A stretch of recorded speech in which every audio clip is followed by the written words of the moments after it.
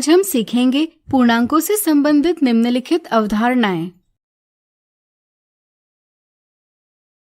हम कई स्थितियों में संख्याओं के आगे धन चिन्ह यानी प्लस साइन या ऋण चिन्ह यानी माइनस साइन लगाते हैं। साधारणतः इनका उपयोग विपरीत स्थितियों को व्यक्त करने के लिए किया जाता है, जैसे बैंक खाते में जमा की जाने वाली रकम धन चिन्ह से और बैंक खाते से निकाली गई रकम ऋण चिन्ह से व्यक्त की जाती है। इसी तरह 0 डिग्री सेल्सियस से ऊपर का तापमान व्यक्त करने के लिए धन चिन्ह और 0 डिग्री सेल्सियस से नीचे का तापमान व्यक्त करने के लिए ऋण चिन्ह का उपयोग किया जाता है। अगर किसी संख्या को धन चिन्ह के साथ व्यक्त किया जाता है तो वह एक धनात्मक संख्या यानी पॉजिटिव नंबर कहलाती है। इसी प्रकार अगर किसी संख्या को ऋण चिन्ह के साथ व्यक्त किया जाता है तो वह एक ऋणात्मक संख्या यानी नेगेटिव नंबर कहलाती है। सभी धनात्मक संख्याएं, सभी ऋणात्मक संख्याएं और 0 से बनने वाले समूह को हम कहते हैं पूर्णांक यानी इंटीजर्स। धन चिन्ह से व्यक्त किए गए पूर्णांक जैसे धन 1, धन 2, धन 3 इत्यादि कहलाते हैं धनात्मक पूर्णांक यानी पॉजिटिव इंटीजर्स। साधारणतः हम इन्हें चिन्ह के बिना ही व्यक्त करते हैं, इसलिए ध्यान रहे 0 को छोड़कर अगर किसी पूर्णांक के साथ चिन्ह न लगा हो तो वह एक धनात्मक पूर्णांक ही होता है। इसी प्रकार ऋण चिन्ह से व्यक्त किए गए पूर्णांक जैसे ऋण 1, ऋण 2, ऋण 3 इत्यादि कहलाते हैं ऋणात्मक पूर्णांक यानी नेगेटिव इंटीजर्स। 0 न तो धनात्मक पूर्णांक है न ही ऋणात्मक पूर्णांक, इसलिए इसके साथ कोई भी चिन्ह नहीं लगाया जाता। पूर्णांकों की समझ सही प्रकार से बनाने के लिए हम संख्या रेखा का प्रयोग करते हैं। पूर्णांकों की संख्या रेखा बनाने के लिए पहले हम एक रेखा खींचते हैं, फिर उस पर बराबरी की दूरी पर बिंदु अंकित करते हैं। इनमें से किसी एक बिंदु को 0 कहकर उसके दाईं ओर धनात्मक पूर्णांक व्यक्त करते हैं और बाईं तरफ ऋणात्मक पूर्णांक व्यक्त करते हैं। जैसे 6 का स्थान संख्या रेखा पर 0 के दाईं ओर 6 कदमों की दूरी पर व्यक्त किया जाता है। इसी तरह ऋण 4 का स्थान संख्या रेखा पर 0 के बाईं ओर 4 कदमों की दूरी पर व्यक्त किया जाता है। पूर्णांकों को संख्या रेखा पर व्यक्त करने से इनकी तुलना करना भी आसान हो जाता है। क्या आप बता सकते हैं संख्या रेखा पर तुलना कैसे की जाती है? सोचिए। चलिए हम बताते हैं। संख्या रेखा पर दाईं ओर संख्याओं का मान बढ़ता है और बाईं ओर संख्याओं का मान घटता है, यानी कि संख्या रेखा पर बाएं तरफ की संख्या छोटी होती है और दाएं तरफ की संख्या बड़ी होती है। इसलिए हम कह सकते हैं कि ऋण 4 6 से छोटी संख्या है। इसी तरह अगर 2 ऋणात्मक पूर्णांकों की बात करें, जैसे ऋण 2 और ऋण 5 की, तो ऋण 2 ऋण 5 के दाईं ओर होने के कारण ऋण 5 से बड़ी संख्या है, जबकि ऋण 5 ऋण 2 के बाईं ओर होने के कारण ऋण 2 से छोटी संख्या है। इस तरह से संख्या रेखा को देखकर यह जाना जा सकता है कि सभी ऋणात्मक पूर्णांकों का मान 0 से छोटा होता है और 0 का मान सभी धनात्मक पूर्णांकों से छोटा होता है। या इसे ही हम कह सकते हैं कि सभी धनात्मक पूर्णांक 0 से बड़े होते हैं और 0 सभी ऋणात्मक पूर्णांकों से बड़ी संख्या होती है। पूर्णांकों की तुलना करके हम इन्हें किसी क्रम में व्यवस्थित कर सकते हैं। जैसे यहाँ किसी ठंडे स्थान का अलग अलग समय का तापमान दिया है। आइए इन्हें संख्या रेखा पर व्यक्त करें। जैसा कि आप देख सकते हैं ऋण 6 सबसे बाईं तरफ है, इसलिए यह दी संख्याओं में सबसे छोटी संख्या है। फिर दाईं ओर चलते हैं। अब यहाँ ऋण 2 है जो कि ऋण 6 के दाईं ओर है, इसलिए ऋण 6 से बड़ी संख्या है। लेकिन यह 7 और 14 के बाईं ओर है, इसलिए इनसे छोटी संख्या है, इसलिए हम इसे ऋण 6 के बाद लिखेंगे। फिर अगली संख्या है 7। यह ऋण 6 और ऋण 2 के दाईं ओर है, इसलिए इनसे बड़ी संख्या है, लेकिन 14 के बाईं ओर है, इसलिए 14 से छोटी संख्या है। चूंकि 14 इन सभी के दाईं ओर है, इसलिए इन सभी से बड़ी संख्या है, इसलिए 7 के बाद लिखेंगे 14। इस प्रकार संख्याओं को छोटी संख्या से बड़ी संख्या तक व्यवस्थित कर हमें एक क्रम प्राप्त हुआ है। संख्याओं को छोटी संख्या से बड़ी संख्या तक बढ़ते क्रम में व्यवस्थित करने पर प्राप्त होने वाला क्रम आरोही क्रम या असेंडिंग ऑर्डर कहलाता है। अगर इसे ही हम उल्टा करें, यानी बड़ी संख्या से छोटी संख्या तक घटते हुए क्रम में व्यवस्थित करें, तो यह एक अवरोही क्रम यानी डिसेंडिंग ऑर्डर कहलाता है। तो आज हमने सीखी पूर्णांकों से संबंधित निम्नलिखित अवधारणाएं। अगले वीडियो में हम इनसे संबंधित उदाहरण देखेंगे।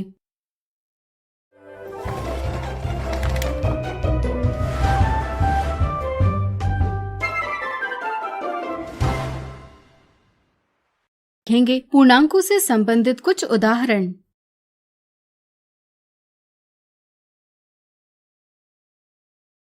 किसी बैंक में रसिका ने अपने बैंक खाते में 100 रुपए जमा किए, लेकिन खाते में अपर्याप्त राशि रखने के कारण दंड के तौर पर बैंक ने 5 रुपए निकाल लिए। रसिका द्वारा बैंक में जमा की गई राशि को और बैंक द्वारा निकाली गई राशि को पूर्णांकों में व्यक्त कीजिए। बैंक खाते में धनराशि जमा करना और बैंक खाते से धनराशि निकालना विपरीत स्थितियां हैं। साधारणतः हम जमा की गई राशि को धन चिन्ह से और निकाली गई राशि को ऋण चिन्ह से व्यक्त करते हैं। इस तरह से जमा की गई राशि व्यक्त की जाएगी धन 100 से और निकाली गई राशि व्यक्त की जाएगी ऋण 5 से। अगला उदाहरण, एक स्प्रिंग के दोनों सिरों को खींचकर विस्तारित करने पर उसकी लंबाई 10 सेंटीमीटर बढ़ती है और दोनों सिरों को दबाकर संकुचित करने पर उसकी लंबाई 5 सेंटीमीटर से घटती है। बढ़ती हुई लंबाई और घटी हुई लंबाई को उचित चिन्ह दे और संख्या रेखा पर व्यक्त करें। बढ़ी हुई लंबाई और घटी हुई लंबाई दोनों विपरीत स्थितियां हैं। साधारणतः हम बढ़त को धन चिन्ह से और घटाव को ऋण चिन्ह से व्यक्त करते हैं। इस तरह से स्प्रिंग की बढ़ी हुई लंबाई 10 से व्यक्त की जा सकती है और स्प्रिंग की घटी हुई लंबाई ऋण 5 सेंटीमीटर से व्यक्त की जा सकती है। संख्या रेखा पर इन पूर्णांकों यानी इंटीजर्स को व्यक्त करने के लिए पहले हम एक रेखा बनाएंगे और उस पर बराबर अंतर पर कुछ बिंदु अंकित करेंगे। इनमें से किसी एक बिंदु को हम 0 नाम देंगे। चलिए 10 को संख्या रेखा पर व्यक्त करते हैं। क्या आप बता सकते हैं यह हम कैसे करेंगे? सोचिए। चलिए हम बताते हैं। संख्या रेखा पर सभी धनात्मक पूर्णांक यानी पॉजिटिव इंटीजर्स 0 के दाईं ओर और सभी ऋणात्मक पूर्णांक यानी निगेटिव इंटीजर्स 0 के बाईं ओर व्यक्त किए जाते हैं। चूंकि 10 धनात्मक पूर्णांक है, इसलिए इसे व्यक्त करने के लिए हम 0 के दाईं ओर 10 कदम चलेंगे और 10 व्यक्त करेंगे। इसी तरह ऋण 5 को संख्या रेखा पर व्यक्त करने के लिए 0 के बाईं ओर 5 कदम चलेंगे और इस प्रकार ऋण 5 व्यक्त करेंगे। अगला उदाहरण, किसी प्रश्नोत्तरी प्रतियोगिता में सही जवाब के लिए 1 गुण और गलत जवाब के लिए ऋण 1 गुण निर्धारित किया गया। इस प्रतियोगिता में समीर, नैना, रेशमा और दिनेश ने भाग लिया। प्रतियोगिता बहुत कठिन थी, इस कारण समीर को ऋण 7 गुण, नैना को ऋण 12 गुण, रेशमा को धन 2 गुण और दिनेश को धन 4 गुण मिले। गुणों को आरोही क्रम यानी असेंडिंग ऑर्डर और अवरोही क्रम यानी डिसेंडिंग ऑर्डर में व्यवस्थित कीजिए और पता कीजिए कि इस प्रतियोगिता का विजेता कौन रहा होगा। किसी क्रम में व्यवस्थित करने के लिए हमें समीर, नैना, रेशमा और दिनेश के गुणों की तुलना करनी होगी। इसके लिए आइए सभी के गुणों को संख्या रेखा पर व्यक्त करें। हम ऋण 7 को संख्या रेखा पर 0 के बाईं ओर 7 कदमों की दूरी पर, ऋण 12 को संख्या रेखा पर 0 के बाईं ओर 12 कदमों की दूरी पर, 2 को संख्या रेखा पर 0 के दाईं ओर 2 कदमों की दूरी पर और 4 को संख्या रेखा पर 0 के दाईं ओर 4 कदमों की दूरी पर व्यक्त करेंगे। जैसा कि आप देख सकते हैं, ऋण 12 सबसे बाईं तरफ है, इसलिए यह दी संख्याओं में सबसे छोटी संख्या है। फिर दाईं ओर चलते हैं। अब यहाँ ऋण 7 है जो कि ऋण 12 के दाईं ओर है, इसलिए ऋण 12 से बड़ी संख्या है, लेकिन यह 2 और 4 के बाईं ओर है, इसलिए इनसे छोटी संख्या है, इसलिए हम इसे ऋण 12 के बाद लिखेंगे। फिर अगली संख्या है 2, यह ऋण 12 और ऋण 7 के दाईं ओर है, इसलिए इनसे बड़ी संख्या है, लेकिन 2 4 के बाईं ओर है, इसलिए 4 से छोटी संख्या है, यानी कि संख्या ऋण 7 के बाद 2 लिखी जाएगी। चूँकि 4 इन सभी के दाईं ओर है, इसलिए इन सभी से बड़ी संख्या है, इसलिए 2 के बाद लिखेंगे 4। इस प्रकार संख्याओं को छोटी संख्या से बड़ी संख्या तक व्यवस्थित कर हमें एक क्रम प्राप्त हुआ है। संख्याओं को छोटी संख्या से बड़ी संख्या तक बढ़ते क्रम में व्यवस्थित करने पर प्राप्त होने वाला क्रम आरोही क्रम कहलाता है। अगर इसे ही हम उल्टा करें, यानी बड़ी संख्या से छोटी संख्या तक घटते हुए क्रम में व्यवस्थित करें, तो यह एक अवरोही क्रम कहलाता है। जैसा कि आप देख सकते हैं, यह 4 सबसे बड़ी संख्या है, इसलिए प्रतियोगिता का विजेता होगा दिनेश। आज हमने देखे पूर्णांकों से संबंधित कुछ उदाहरण। अगले वीडियो में इनसे जुड़ी कुछ मिथ्या धारणाओं को देखेंगे।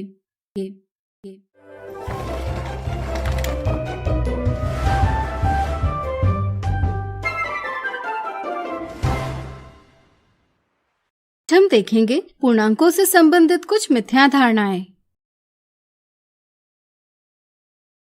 मिथ्या धारणा 1। एक दिन शिक्षक ने श्याम पट पर कुछ संख्याएं लिखी और छात्रों को इनमें से पूर्णांक कौन से हैं यह पहचानने के लिए कहा। इस पर शीतल, नितिन और निशांत ने इस प्रकार जवाब दिए। आपकी राय में किसने सही जवाब दिया? कई बार सिर्फ ऋणात्मक संख्याओं यानी नेगेटिव नंबर्स को ही पूर्णांक यानी इंटीजर्स समझा जाता है। इस समझ से शीतल ने ऋण 6 और ऋण 7 यह जवाब दिया है। यह एक गलत समझ है, इसलिए ऑप्शन 1 गलत जवाब है। सही समझ यह है कि ऋणात्मक संख्याएं सभी धनात्मक संख्याएं यानी पॉजिटिव नंबर्स और शून्य के समूह यानी कलेक्शन को पूर्णांक कहते हैं। धनात्मक संख्याओं को साधारणतः धन चिन्ह के बिना ही व्यक्त किया जाता है। इस सही समझ के साथ नितिन ने सही जवाब दिया है, यानी कि ऑप्शन दूसरा दिए सवाल का सही जवाब है। कई बार शून्य को पूर्णांक नहीं समझा जाता, जैसे यहाँ निशांत ने इसे नजरअंदाज कर दिया है। यह समझना जरूरी है कि शून्य भी एक पूर्णांक है। हाँ, यह बात जरूर है कि इसे कोई भी चिन्ह नहीं लगाया जा सकता, यानी कि निशांत का जवाब भी गलत है। इसलिए ऑप्शन तीसरा दिए सवाल का जवाब नहीं है। मिथ्या धारणा 2। राहुल और मीना को संख्या रेखा पर ऋण 7 का स्थान ज्ञात करना था। इसके लिए उन्होंने निम्न प्रकार से संख्या रेखा बनाई। क्या आप बता सकते हैं कि किसने ऋण 7 को संख्या रेखा पर सही प्रकार से व्यक्त किया है?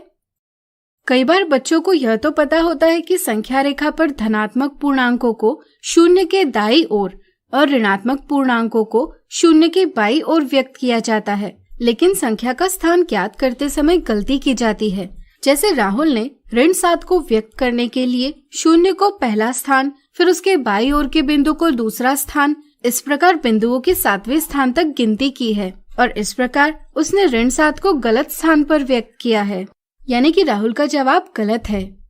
ऋण 7 को व्यक्त करने के लिए शून्य के बिंदु को छोड़कर इसके बाद वाले बिंदु से गिनती करना सही है, यानी कि मीना ने सही जवाब दिया है। इसलिए ऑप्शन दूसरा सही जवाब है। मिथ्या धारणा 3। यहाँ कुछ काले बटन हैं। अगर काले बटन का मान ऋण 1 मान ले तो बताइए कौन से समूह का मान बड़ा है? यहाँ हमें वस्तुओं की तुलना नहीं करनी है, हमें A और B दोनों समूहों का मान पता कर इनकी तुलना करनी है।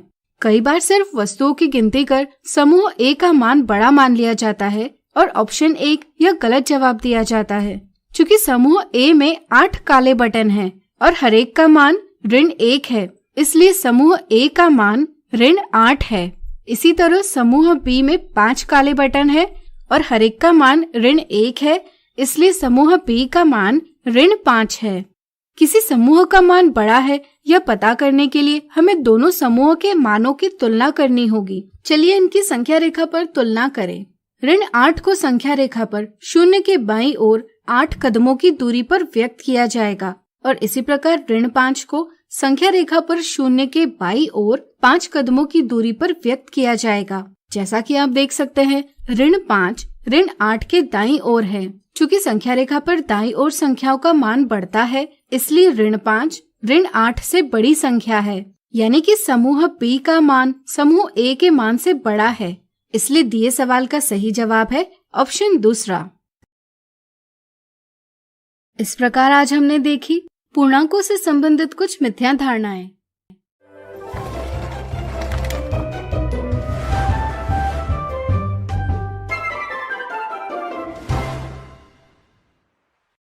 आज हम सीखेंगे पूर्णांकों के निम्नलिखित गणितीय संक्रियाओं की क्रम विनिमेयता।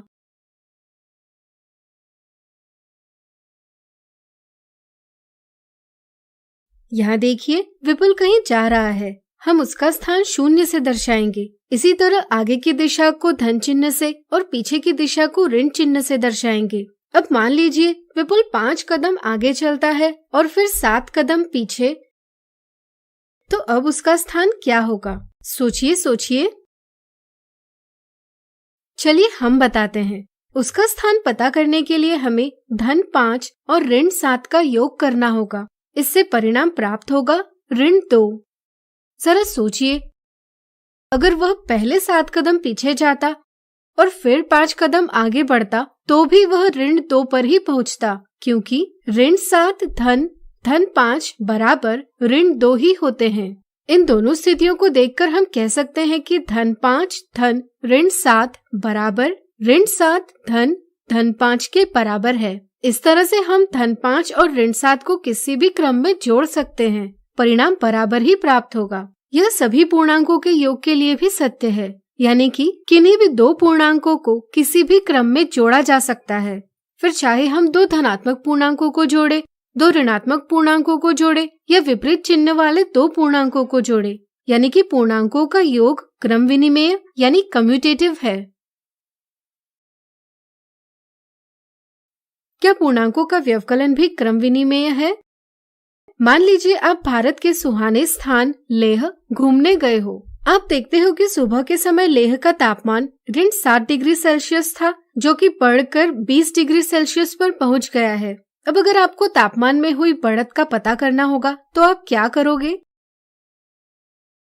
बिल्कुल सही, आप अंतिम तापमान 20 डिग्री सेल्सियस से प्रारंभिक तापमान ऋण 7 डिग्री सेल्सियस का व्यवकलन करेंगे। अगर हम इस व्यवकलन में पूर्णांकों का क्रम बदलते हैं तो क्या हमें परिणाम बराबर ही प्राप्त होगा? सोचिए सोचिए।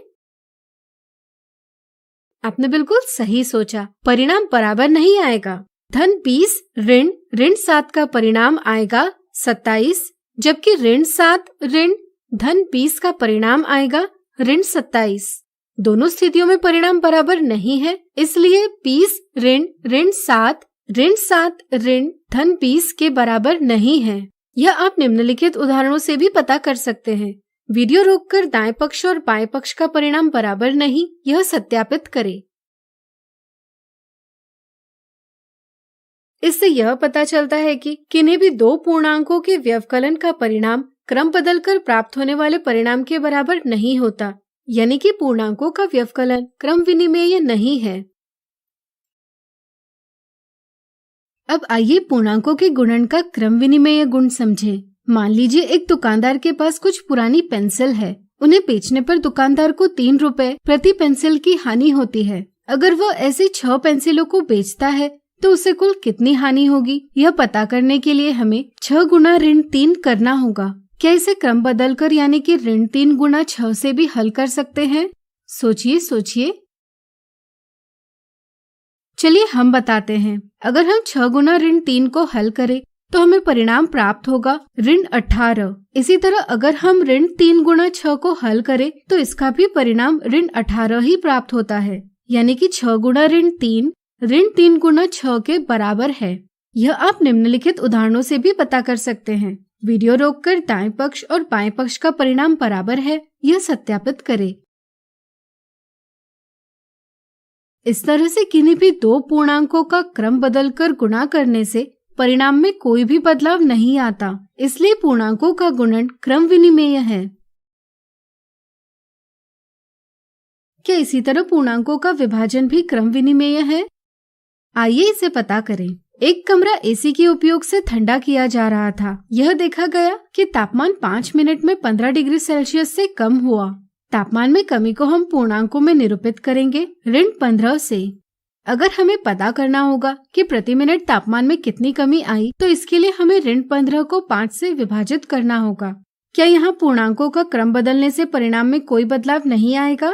विचार करें। ऋण 15 विभाजित 5 का परिणाम ऋण 3 आएगा, जबकि क्रम बदला जाए तो 5 विभाजित ऋण 15 का परिणाम ऋण 1/3 आएगा।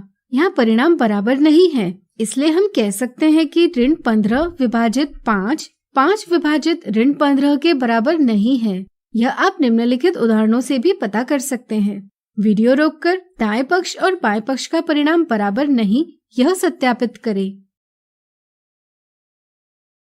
इससे यह पता चलता है कि किन्हीं भी दो पूर्णांकों के विभाजन का परिणाम इनका क्रम बदलकर प्राप्त होने वाले परिणाम के बराबर नहीं होता। यानी कि पूर्णांकों का विभाजन क्रम विनिमेय नहीं है।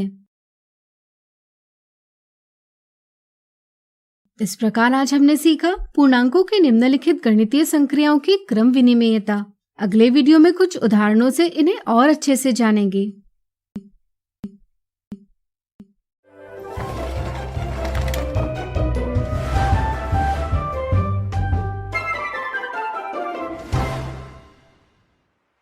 देखेंगे पूर्णांकों के क्रम विनिमेय गुण के उदाहरण।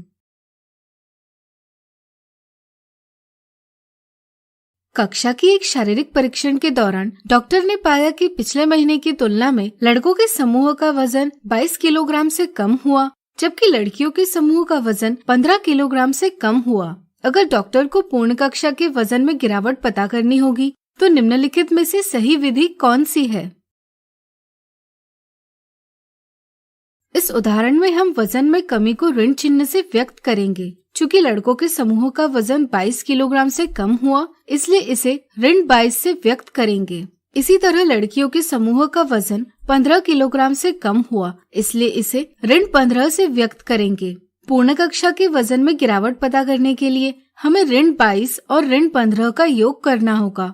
चूंकि पूर्णांकों का योग यानी एडिशन क्रम विनिमेय यानी कम्यूटेटिव है, इसलिए हम ऋण 22 और ऋण 15 को किसी भी क्रम में जोड़ सकते हैं। इस तरह से दोनों विधियां सही है। किसी भी विधि से परिणाम ऋण 37 ही प्राप्त होगा, यानी कि पूर्ण कक्षा के वजन में गिरावट 37 किलोग्राम से हुई। अगला उदाहरण, निम्नलिखित कथन में रिक्त स्थान पर उचित संख्या लिखिए। जैसा कि आप देख सकते हैं, यहाँ 12 और रिक्त स्थान की संख्या के गुणन यानी मल्टीप्लिकेशन का परिणाम और ऋण 24 गुना 12 का परिणाम बराबर है। आप यह भी देख सकते हैं कि दाएं पक्ष और बाएं पक्ष में पूर्णांक 12 उभयनिष्ठ है। चूंकि पूर्णांकों का गुणन क्रम विनिमेय यानी कम्यूटेटिव है, यानी कि पूर्णांक a और b के लिए a गुना b बराबर b गुना a होता है, इसलिए हम कह सकते हैं कि रिक्त स्थान पर पूर्णांक ऋण 24 लिखा जाएगा। इस प्रकार क्रम विनिमेय गुण के उपयोग से बिना गुणनफल प्राप्त किए हमने रिक्त स्थान की संख्या का पता लगा लिया है। क्या अब आप दूसरे, तीसरे और चौथे कथन में रिक्त स्थान की संख्या पता कर पाएंगे? सोचिए। चलिए हम बताते हैं। दूसरे कथन में रिक्त स्थान पर ऋण 27 लिखा जाएगा, क्योंकि पूर्णांकों का योग क्रम विनिमेय है। तीसरे कथन में रिक्त स्थान पर 23 लिखा जाएगा, क्योंकि पूर्णांकों का गुणन क्रम विनिमेय है। इसी प्रकार चौथे कथन में रिक्त स्थान पर 32 लिखा जाएगा, क्योंकि पूर्णांकों का योग क्रम विनिमेय है।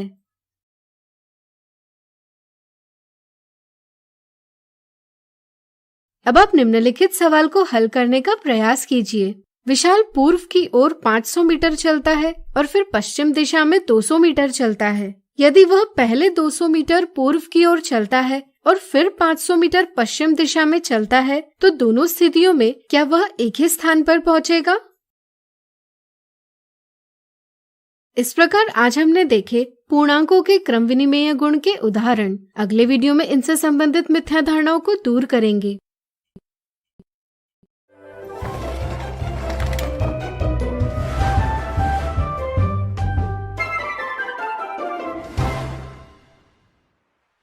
आज हम देखेंगे पूर्णांकों के क्रम विनिमेय गुण के उदाहरण।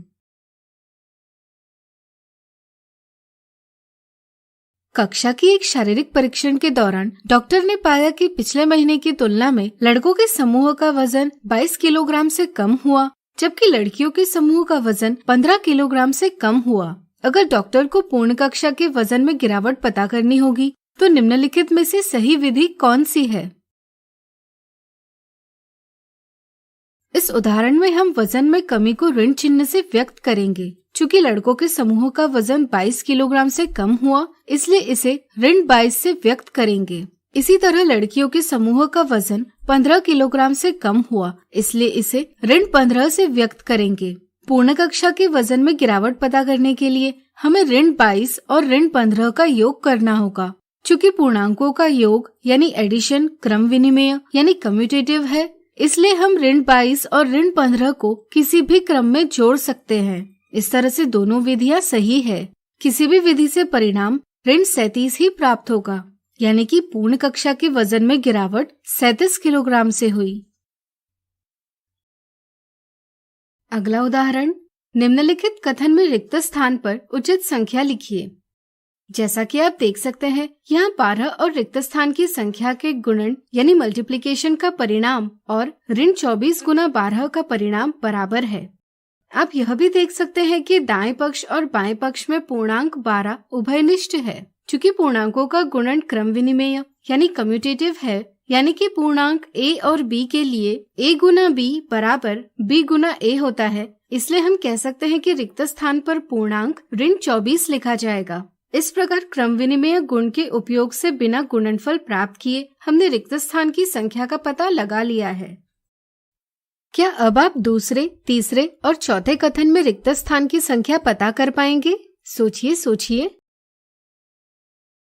चलिए हम बताते हैं। दूसरे कथन में रिक्त स्थान पर ऋण 27 लिखा जाएगा क्योंकि पूर्णांकों का योग क्रम विनिमेय है। तीसरे कथन में रिक्त स्थान पर 23 लिखा जाएगा क्योंकि पूर्णांकों का गुणन क्रम विनिमेय है। इसी प्रकार चौथे कथन में रिक्त स्थान पर 32 लिखा जाएगा क्योंकि पूर्णांकों का योग क्रम विनिमेय है।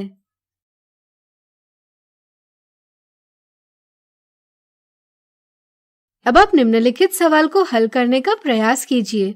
विशाल पूर्व की ओर 500 मीटर चलता है और फिर पश्चिम दिशा में 200 मीटर चलता है। यदि वह पहले 200 मीटर पूर्व की ओर चलता है और फिर 500 मीटर पश्चिम दिशा में चलता है, तो दोनों स्थितियों में क्या वह एक ही स्थान पर पहुंचेगा?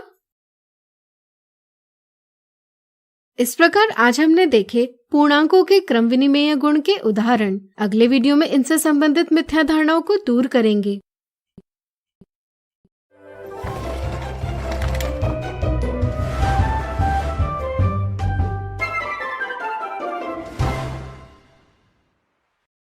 आज हम सीखेंगे पूर्णांकों का योग और व्यवकलन।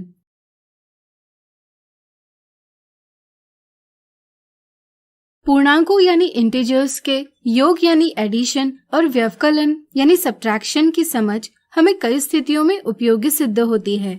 जैसे ये राहुल का बैंक खाता है, इसमें जमा राशि धन चिन्ह से और निकाली गई धनराशि ऋण चिन्ह से व्यक्त की है।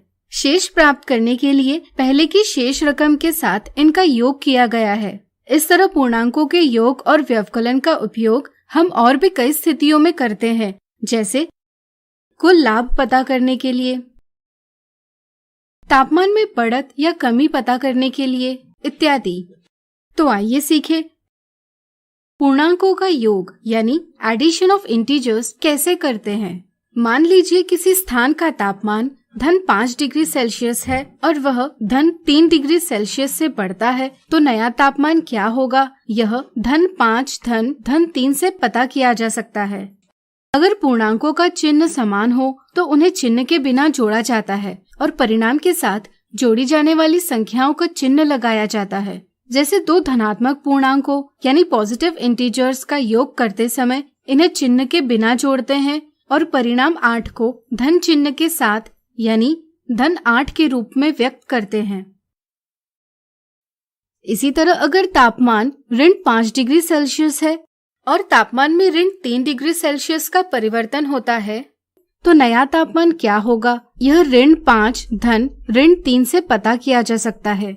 यहाँ दो ऋणात्मक पूर्णांकों यानी निगेटिव इंटीजर्स का योग किया जा रहा है जिनका चिन्ह समान है, इसलिए यहाँ भी पहले हम इन्हें चिन्ह के बिना जोड़ेंगे और परिणाम 8 को ऋण चिन्ह के साथ यानी ऋण 8 के रूप में व्यक्त करेंगे। अब मान लीजिए तापमान धन 5 डिग्री सेल्सियस है और तापमान में ऋण 3 डिग्री सेल्सियस का परिवर्तन होता है, तो नया तापमान क्या होगा, यह हम कैसे पता करेंगे? सोचिए।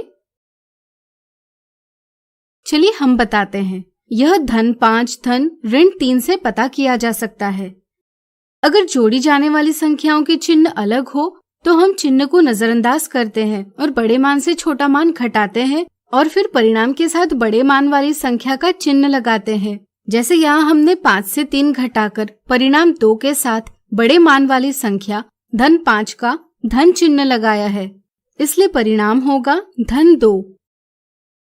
इसी तरह ऋण 5 धन धन 3 करना होगा तो हम 5 ऋण 3 करेंगे, जिससे परिणाम 2 प्राप्त होगा। फिर हम इसके साथ बड़े मान वाली संख्या यानी ऋण 5 का ऋण चिन्ह लगाएंगे, यानी कि जवाब प्राप्त होगा ऋण 2। पूर्णांकों का योग संख्या रेखा पर भी किया जा सकता है। आइए इसे समझें। धन 5 धन 3 का योग संख्या रेखा पर करने के लिए पहले हम धन 5 का संख्या रेखा पर स्थान ज्ञात करेंगे। चूंकि धन 5 धनात्मक पूर्णांक है, इसलिए इसका स्थान 0 से दाईं ओर 5 कदमों पर है। फिर हम दूसरी संख्या का चिन्ह देखते हैं। संख्या रेखा पर 2 पूर्णांकों का योग करते समय अगर दूसरी संख्या का चिन्ह धन होगा तो हम पहली संख्या के दाईं ओर चलते हैं, और अगर ऋण हुआ तो बाईं ओर चलते हैं। चूंकि यहाँ दूसरी संख्या का चिन्ह धन है, इसलिए हम 5 से दाईं ओर 3 कदम चलेंगे। इससे हम पहुँच जाएंगे धन 8 पर, जो कि धन 5 धन 3 का परिणाम है। इसी प्रकार अगर हमें ऋण 5 ऋण 3 करना होगा तो 0 से बाईं ओर 5 कदम चलेंगे। फिर दूसरी संख्या का ऋण चिन्ह होने के कारण फिर से 3 कदम बाईं ओर चलेंगे। इससे हम पहुंच जाएंगे ऋण 8 पर, जो कि ऋण 5 ऋण 3 का परिणाम है। जरा सोचिए, अगर हमें संख्या रेखा पर धन 5 ऋण 3 का परिणाम प्राप्त करना होगा तो यह हम कैसे करेंगे? सोचिए। आपने सही सोचा। धन 5 के लिए पहले हम 0 से दाईं ओर 5 कदम चलेंगे और फिर उसमें ऋण 3 जोड़ने के लिए बाईं ओर 3 कदम चलेंगे। इसलिए परिणाम होगा धन 2। अब आइए जानते हैं पूर्णांकों का व्यवकलन यानी सब्ट्रैक्शन ऑफ इंटीजर्स कैसे किया जाता है। लेकिन इससे पहले हमें एक बात समझना जरूरी है।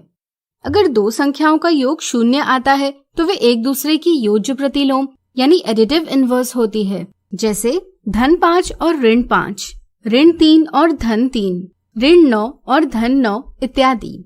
संख्याओं के इन युग्मों को देखकर आपको क्या पता चलता है? सोचिए। चलिए हम बताते हैं। किसी संख्या का योज्य प्रतिलोम संख्या को विपरीत चिन्ह के साथ लिखकर प्राप्त किया जाता है। इस समझ के साथ आइए पूर्णांकों का व्यवकलन करें। मान लीजिए तापमान धन 5 डिग्री सेल्सियस से घटकर ऋण 3 डिग्री सेल्सियस पर पहुंच जाता है और हमें तापमान में गिरावट पता करनी है, तो यह हम कैसे करेंगे? इसके लिए हमें अंतिम तापमान यानी ऋण 3 डिग्री सेल्सियस से प्रारंभिक तापमान यानी धन 5 डिग्री सेल्सियस को घटाना होगा। जब भी हमें एक पूर्णांक में से दूसरा पूर्णांक घटाना होता है, तब हम घटाए जाने वाले पूर्णांक का योज्य प्रतिलोम दूसरे पूर्णांक में जोड़ते हैं। जैसे अगर ऋण 3 से धन 5 का व्यवकलन करना होगा तो हम ऋण 3 के साथ धन 5 का योज्य प्रतिलोम जोड़ते हैं, यानी कि ऋण 5 को जोड़ते हैं।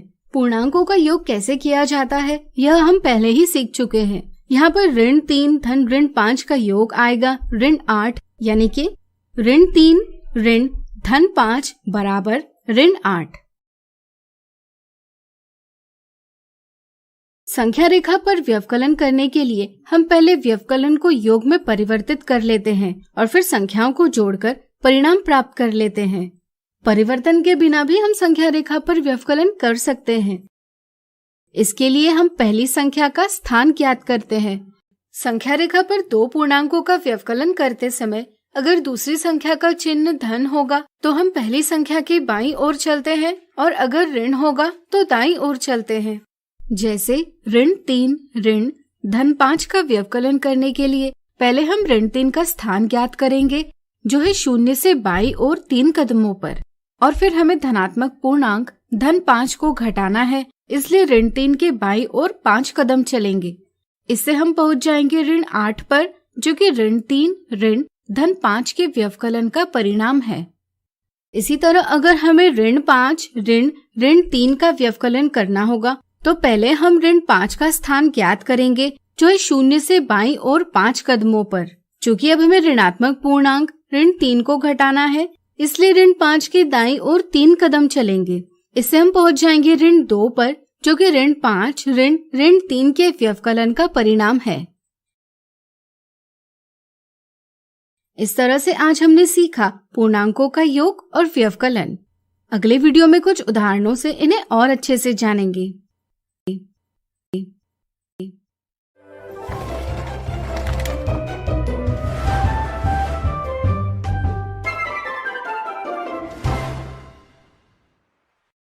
आज हम देखेंगे पूर्णांकों के योग और व्यवकलन के उदाहरण।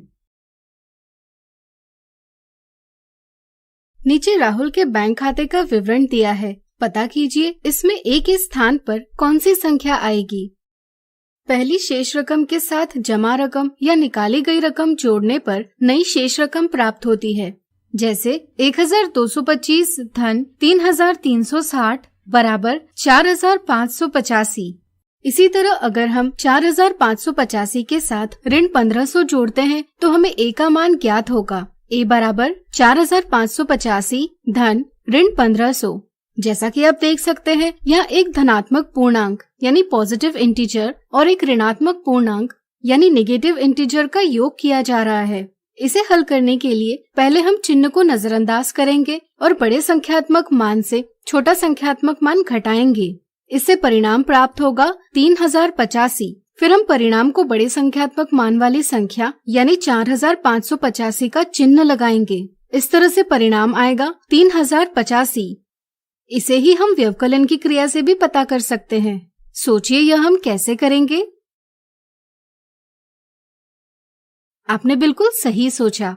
हम अगली शेष रकम यानी 1335 से निकाली गई ऋण 1750 रकम का व्यवकलन करके पिछली शेष रकम पता कर सकते हैं। इसे हल करने के लिए पहले हम व्यवकलन को योग में परिवर्तित कर लेंगे। इसके लिए पहली संख्या वैसे के वैसे रखेंगे, फिर ऋण का चिन्ह को धन के चिन्ह से बदलेंगे और दूसरी संख्या का योज्य प्रतिलोम यानी एडिटिव इनवर्स लेंगे जो है 1750। यहाँ दोनों का चिन्ह समान है, इसलिए दोनों संख्याओं को चिन्ह के बिना जोड़ेंगे जिसका परिणाम होगा 3085 और इसके साथ दोनों का उभयनिष्ठ यानी कॉमन चिन्ह यानी कि धन चिन्ह लगाएंगे। यह ए का मान है। अगला उदाहरण, अजय आज बीमार है। जांच के दौरान डॉक्टर ने उसका तापमान 103 डिग्री फ़ारेनहाइट पाया। तापमान कम करने के लिए डॉक्टर ने अजय को दवाई दी। दवाई लेने के कुछ देर बाद अजय का तापमान 4 डिग्री फ़ारेनहाइट से कम हुआ। तो बताइए अब अजय का तापमान क्या होगा। दवाई लेने से पहले अजय का तापमान था 103 डिग्री फ़ारेनहाइट। यह एक धनात्मक पूर्णांक है। दवाई लेने के बाद उसका तापमान 4 डिग्री फ़ारेनहाइट से कम हुआ। यहाँ हम तापमान में कमी को ऋण चिन्ह से दर्शाएंगे, इसलिए तापमान में कमी बराबर ऋण 4 डिग्री फ़ारेनहाइट। नया तापमान पता करने के लिए हम पहले के तापमान के साथ तापमान में हुई बढ़त या कमी को जोड़ते हैं, इसलिए यहाँ नया तापमान होगा 103 धन ऋण 4। यहाँ एक धनात्मक पूर्णांक और एक ऋणात्मक पूर्णांक का योग किया जा रहा है। इसे हल करने के लिए पहले हम संख्याओं का चिन्ह के बिना व्यवकलन करेंगे जिसका परिणाम होगा 99 और फिर हम बड़े संख्यात्मक मान वाले पूर्णांक का चिन्ह परिणाम को लगाएंगे यानी कि धन चिन्ह लगाएंगे। इसलिए अब अजय का तापमान होगा धन 99 या 99 डिग्री फ़ारेनहाइट। अगला उदाहरण, संख्या रेखा का प्रयोग करते हुए निम्नलिखित संक्रियाओं का मान ज्ञात कीजिए। ऋण 3 धन 7 में पहली संख्या है ऋण 3, इसलिए हम संख्या रेखा पर शून्य से बाईं ओर 3 कदम चलेंगे और फिर 7 धनात्मक पूर्णांक है, इसलिए ऋण 3 के दाईं ओर 7 कदम चलेंगे। इसके साथ हम धन 4 पर पहुंच जाएंगे जो कि ऋण 3 धन 7 का परिणाम है। ऋण 4 और धन 5 का व्यवकलन करने के लिए पहले हम व्यवकलन को योग में परिवर्तित करेंगे। इसके लिए पहली संख्या वैसे के वैसे रखेंगे, फिर व्यवकलन के चिन्ह के स्थान पर योग का चिन्ह लिखेंगे और फिर दूसरी संख्या का योज्य प्रतिलोम लेंगे। यहाँ धन 5 का योज्य प्रतिलोम है ऋण 5। अब आइए इसे संख्या रेखा पर हल करेंगे। पहली संख्या ऋण 4 है, इसलिए संख्या रेखा पर शून्य के बाईं ओर 4 कदम चलेंगे। दूसरी संख्या ऋण 5 है, इसलिए संख्या रेखा पर ऋण 4 के बाईं ओर 5 कदम चलेंगे। इससे हम पहुंच जाएंगे संख्या ऋण 9 पर जो कि ऋण 4 ऋण धन 5 के व्यवकलन का परिणाम है। इस प्रकार आज हमने देखे पूर्णांकों के योग और व्यवकलन के उदाहरण। अगले वीडियो में जानेंगे इनसे संबंधित मिथ्या धारणाएं।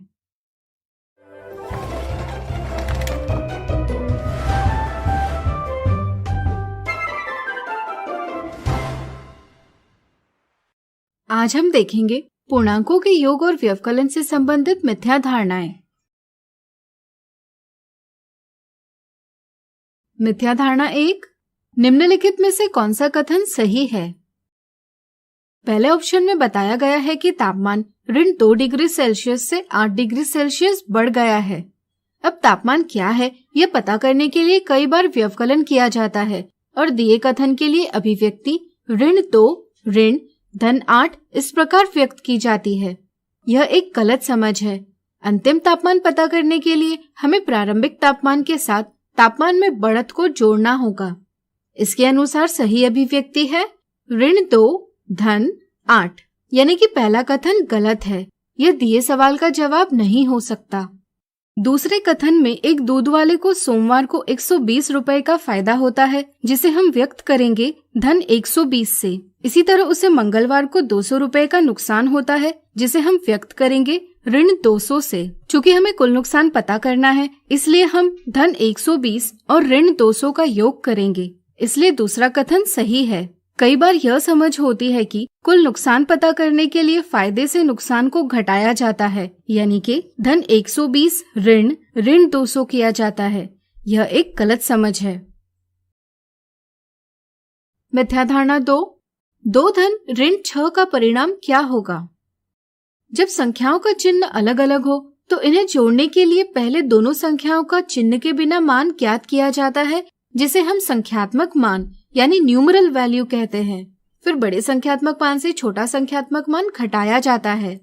आने वाले परिणाम के साथ जिस संख्या का संख्यात्मक मान बड़ा होगा उसका चिन्ह लगाया जाता है। ऐसा करने पर सही जवाब प्राप्त होता है ऑप्शन 1 ऋण 4। कई बार योग करते समय चिन्हों को नजरअंदाज कर दिया जाता है और संख्याओं को जोड़कर ऑप्शन 2 8 यह गलत जवाब दिया जाता है। इसी तरह कई बार संख्याओं का संख्यात्मक मान यानी न्यूमरल वैल्यू यानी चिन्ह के बिना मान जोड़ दिया जाता है और बड़े संख्यात्मक मान वाले पूर्णांक ऋण 6 का चिन्ह लगाया जाता है। इससे ऑप्शन 3 ऋण 8 यह गलत जवाब दिया जाता है। इस प्रकार आज हमने देखी पूर्णांकों के योग और व्यवकलन से संबंधित मिथ्या धारणाएं।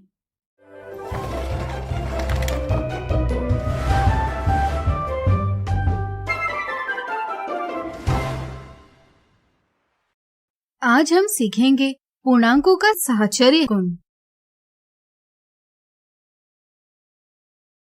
क्या आपको पता है कि हम किन्हीं भी 3 पूर्णांकों को किसी भी प्रकार समूह बनाकर जोड़ सकते हैं या इनका गुणा कर सकते हैं, लेकिन हम किसी भी प्रकार समूह बनाकर इनका व्यवकलन या विभाजन नहीं कर सकते। पूर्णांकों के इस गुण को साहचर्य गुण यानी एसोसिएटिव प्रॉपर्टी के नाम से जाना जाता है। यह गुण हमें संक्रियाओं को समूह बनाकर यानी कि कोष्ठकों के उपयोग से हल करना सिखाता है। आइए इसे समझें। हम शुरुआत करेंगे इस सवाल से कि क्या पूर्णांकों के लिए योग सहचारी यानी एसोसिएटिव है या नहीं। इसे पता करने के लिए हम 3 पूर्णांकों को जोड़ेंगे। मान लीजिए हमें ऋण 4, ऋण 9 और 11 को जोड़ना है। अगर हम ऋण 4 और ऋण 9 का समूह बनाते हैं तो इनका परिणाम होगा ऋण 13। फिर हम इसमें 11 जोड़ेंगे, इससे हमें परिणाम प्राप्त होगा ऋण 2। इसी तरह अगर हम ऋण 9 और 11 का समूह बनाते हैं तो इस समूह का कुल मान होगा 2 और फिर हम इसमें ऋण 4 जोड़ते हैं तो हमें तीनों का कुल मान प्राप्त होगा ऋण 2। यहाँ दोनों स्थितियों में परिणाम बराबर है, यानी कि हम पूर्णांकों को किसी भी प्रकार समूह बनाकर जोड़ सकते हैं। व्यापक रूप में किन्हीं भी 3 पूर्णांकों a, b, c के लिए a धन b धन c बराबर a धन b धन c है। इसलिए हम कह सकते हैं कि पूर्णांकों के लिए योग साहचर्य है। अब आप समझ ही गए होंगे कि हम ऋण 4, ऋण 9 और 11 का योग करने के लिए किसी भी प्रकार समूह बना सकते हैं। क्या इनका व्यवकलन करने के लिए किसी भी प्रकार समूह बनाया जा सकता है? क्या ऐसा करने से परिणाम में कोई परिवर्तन नहीं आएगा? सोचिए सोचिए। चलिए हम बताते हैं। अगर हम ऋण 4 और ऋण 9 का समूह बनाते हैं तो इनके व्यवकलन का परिणाम होगा 5। फिर हम इसमें से 11 का व्यवकलन करते हैं तो हमें परिणाम प्राप्त होगा ऋण 6। इसी तरह अगर हम ऋण 9 और 11 का समूह बनाते हैं तो इनके व्यवकलन का परिणाम होगा ऋण 20। ऋण 4 से ऋण 20 को घटाने पर हमें परिणाम प्राप्त होगा 16। यहाँ दोनों स्थितियों में परिणाम बराबर नहीं है। इससे हमें क्या पता चलता है? सोचिए सोचिए। इससे हमें पता चलता है कि हम पूर्णांकों का व्यवकलन करने के लिए अलग अलग प्रकार से समूह नहीं बना सकते। व्यापक रूप में किन्हीं भी तीन पूर्णांकों a, b, c के लिए a ऋण b ऋण c a ऋण b ऋण c के बराबर नहीं है। इसलिए हम कह सकते हैं कि पूर्णांकों के लिए व्यवकलन साहचर्य नहीं है। अब हम बात करेंगे पूर्णांकों के गुणन की और पता करेंगे कि क्या पूर्णांकों के लिए गुणन सहचारी है या नहीं। मान लीजिए हमें ऋण 3, 4 और ऋण 5 के गुणन का परिणाम यानी गुणनफल पता करना है। अगर हम ऋण 3 और 4 का समूह बनाकर इसे हल करेंगे तो हमें परिणाम प्राप्त होगा 60। इसी प्रकार अगर हम 4 और ऋण 5 का समूह बनाकर इसे हल करेंगे तो इस स्थिति में भी हमें परिणाम प्राप्त होगा 60। यह दोनों स्थितियों में परिणाम बराबर है। इससे यह पता चलता है कि पूर्णांकों का गुणन किसी भी प्रकार समूह बनाकर किया जा सकता है। व्यापक रूप में किन्हीं भी तीन पूर्णांकों a, b, c के लिए a गुना b गुणा c बराबर है a गुणा b गुणा c के। इसलिए हम कहते हैं कि पूर्णांकों के लिए गुणन साहचर्य है। अब क्या आप पता कर सकते हैं कि पूर्णांकों का विभाजन सहचारी है या नहीं? सोचिए।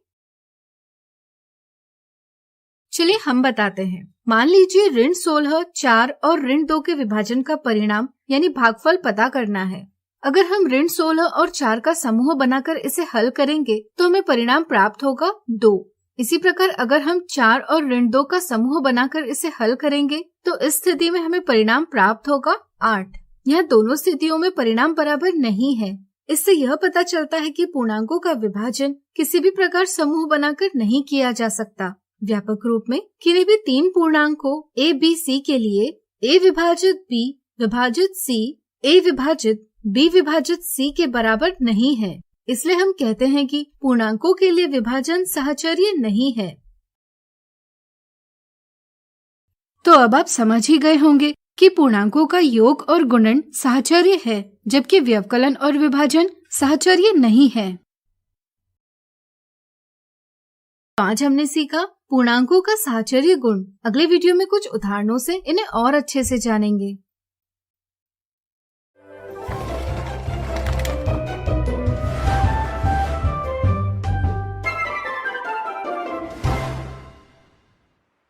आज हम देखेंगे पूर्णांकों के साहचर्य गुण के उदाहरण। मान लीजिए हम इमली के एक बीज का मान ऋण 3 मानते हैं। अगर हम 5 बीजों का एक समूह ऐसे 12 समूह बनाते हैं तो इन सभी बीजों का कुल मान क्या होगा?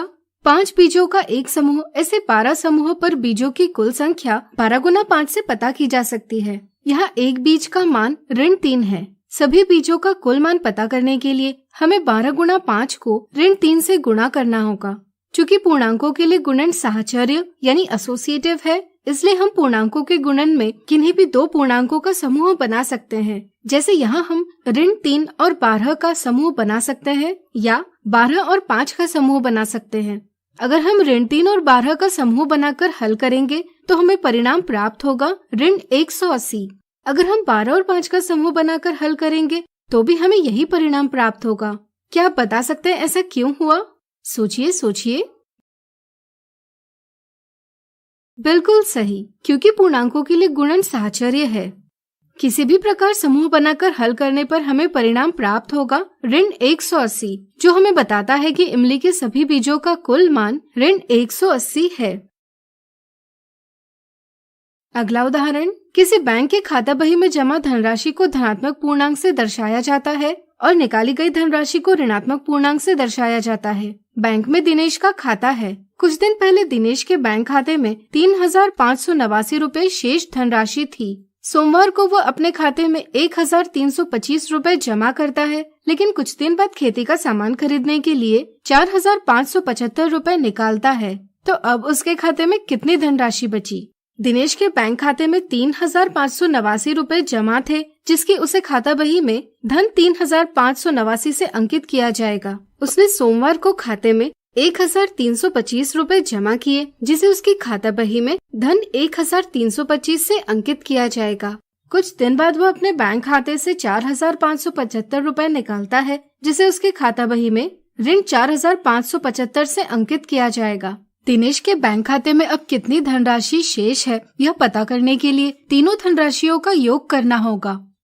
चूंकि पूर्णांकों के लिए योग साहचर्य है, इसलिए हम पूर्णांकों के योग में किन्हीं भी दो पूर्णांकों का समूह बना सकते हैं। जैसे यहाँ हम 3589 और 1325 का समूह बना सकते हैं, या 1325 और ऋण 4575 का समूह बना सकते हैं। अगर हम 3589 और 1325 का समूह बनाकर इस उदाहरण को हल करेंगे तो हमें परिणाम प्राप्त होगा 339। अगर हम 1325 और ऋण 4575 का समूह बनाकर हल करेंगे तो भी हमें यही परिणाम प्राप्त होगा, यानी कि 339। इसलिए दिनेश के खाता बही में शेष धनराशि धन 339 से अंकित की जाएगी। तो आज हमने देखे पूर्णांकों के साहचर्य गुण के उदाहरण। अगले वीडियो में इनसे संबंधित मिथ्या धारणाओं को दूर करेंगे।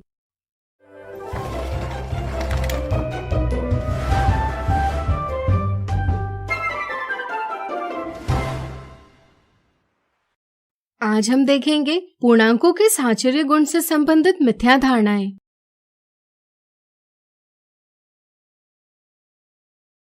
मिथ्या धारणा 1, पुनीत और प्रिया को ऋण 34, 25 और 4 के व्यवकलन का परिणाम प्राप्त करना था। पुनीत ने इसे ऋण 34 और 25 का समूह बनाकर हल किया और परिणाम प्राप्त किया ऋण 63। प्रिया ने इसे 25 और 4 का समूह बनाकर हल किया और परिणाम प्राप्त किया ऋण 55। तो बताइए कौन सही है? पूर्णांकों का व्यवकलन करते समय कई बार यह नजरअंदाज कर दिया जाता है कि पूर्णांकों के लिए व्यवकलन सहचारी यानी एसोसिएटिव नहीं है, यानी कि किन्हीं भी तीन पूर्णांकों a, b, c के लिए a ऋण b ऋण c a ऋण b ऋण c के बराबर नहीं है। यहाँ प्रिया ने इसे 25 और 4 का समूह बनाकर हल किया है, जिससे उसे ऋण 55 यह गलत परिणाम प्राप्त हुआ है। सही समझ यह है कि व्यवकलन करने के लिए पहले दो पूर्णांकों का व्यवकलन किया जाना चाहिए, फिर परिणाम से तीसरे पूर्णांक का व्यवकलन किया जाना चाहिए। इसलिए पुनीत का जवाब सही है, यानी कि दिए सवाल का सही जवाब है ऑप्शन 1। मिथ्या धारणा 2, साहचर्य गुण यानी एसोसिएटिव प्रॉपर्टी पढ़ाने के बाद शिक्षक ने गृह कार्य के लिए बच्चों को सवाल दिया, ऋण 312 विभाजित 6 विभाजित 2 का परिणाम ज्ञात कीजिए। संध्या ने इसका जवाब ऋण 104 प्राप्त किया और वरुण ने ऋण 26 प्राप्त किया। आपके विचार में कौन सही है? अक्सर बच्चे यह नजरअंदाज कर देते हैं कि पूर्णांकों का विभाजन साहचर्य नहीं है, यानी कि किन्हीं भी तीन पूर्णांकों a, b और c के लिए a विभाजित b विभाजित c a विभाजित b विभाजित c के बराबर नहीं है। वे देखते हैं कि 6 को 2 से विभाजित करना ऋण 312 को 6 से विभाजित करने से आसान है, इसलिए वे पहले 6 को 2 से विभाजित कर लेते हैं और फिर इसके परिणाम 3 से ऋण 312 को विभाजित करते हैं। इससे परिणाम प्राप्त होता है ऋण 104। यह एक गलत समझ है। पूर्णांकों का विभाजन साहचर्य नहीं है, इसलिए दिए उदाहरण को हल करने के लिए हम 6 और 2 का समूह नहीं बना सकते। इसे हल करने के लिए पहले हमें ऋण 312 और 6 का समूह बनाना होगा। इस समूह को हल करने पर इसका मान प्राप्त होगा ऋण 52। फिर हमें ऋण 52 को 2 से विभाजित करना होगा। इससे सही परिणाम प्राप्त होगा ऋण 26। इसलिए हम कह सकते हैं कि संध्या ने गलत जवाब दिया है और वरुण ने सही। मिथ्या धारणा 3, सुधीर और नयन ऋण 16 गुना 2 गुना 5 को हल कर रहे थे। उन्होंने इसे निम्न प्रकार से हल किया। पता कीजिए कौन सही है। कई बार बच्चे कोष्ठक के बाहर की संख्या को कोष्ठक के अंदर की दोनों संख्याओं से गुणा करते हैं। यह एक गलत समझ है। इससे सुधीर को गलत जवाब प्राप्त हुआ है। सही समझ यह है कि पहले हम कोष्ठक को हल करते हैं और फिर परिणाम के साथ कोष्ठक के बाहर लिखी संख्या का गुणा करते हैं। इससे नयन को सही जवाब प्राप्त हुआ है। तो आज हमने देखी पूर्णांकों के साहचर्य गुण से संबंधित मिथ्या धारणाएं।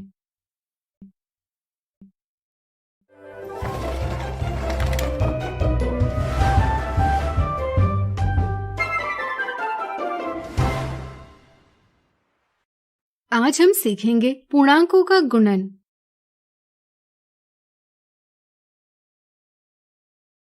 हमारे जीवन में ऐसी कई स्थितियां आती है जब हमें पूर्णांकों का गुणन करना आवश्यक हो जाता है। जैसे एक व्यक्ति अपने बैंक खाते में 3 बार 500 रुपए जमा करता है तो उसने कितनी धनराशि जमा की होगी, यह 3 गुना 500 के गुणनफल से पता किया जा सकता है। इसी तरह अगर वह अपने खाते से 3 बार 200 रुपए निकालता है तो निकाली गई धनराशि 3 गुना ऋण 200 के गुणनफल से पता की जा सकती है। ऐसी स्थिति में हमें पूर्णांकों के गुणन की समझ होना आवश्यक है।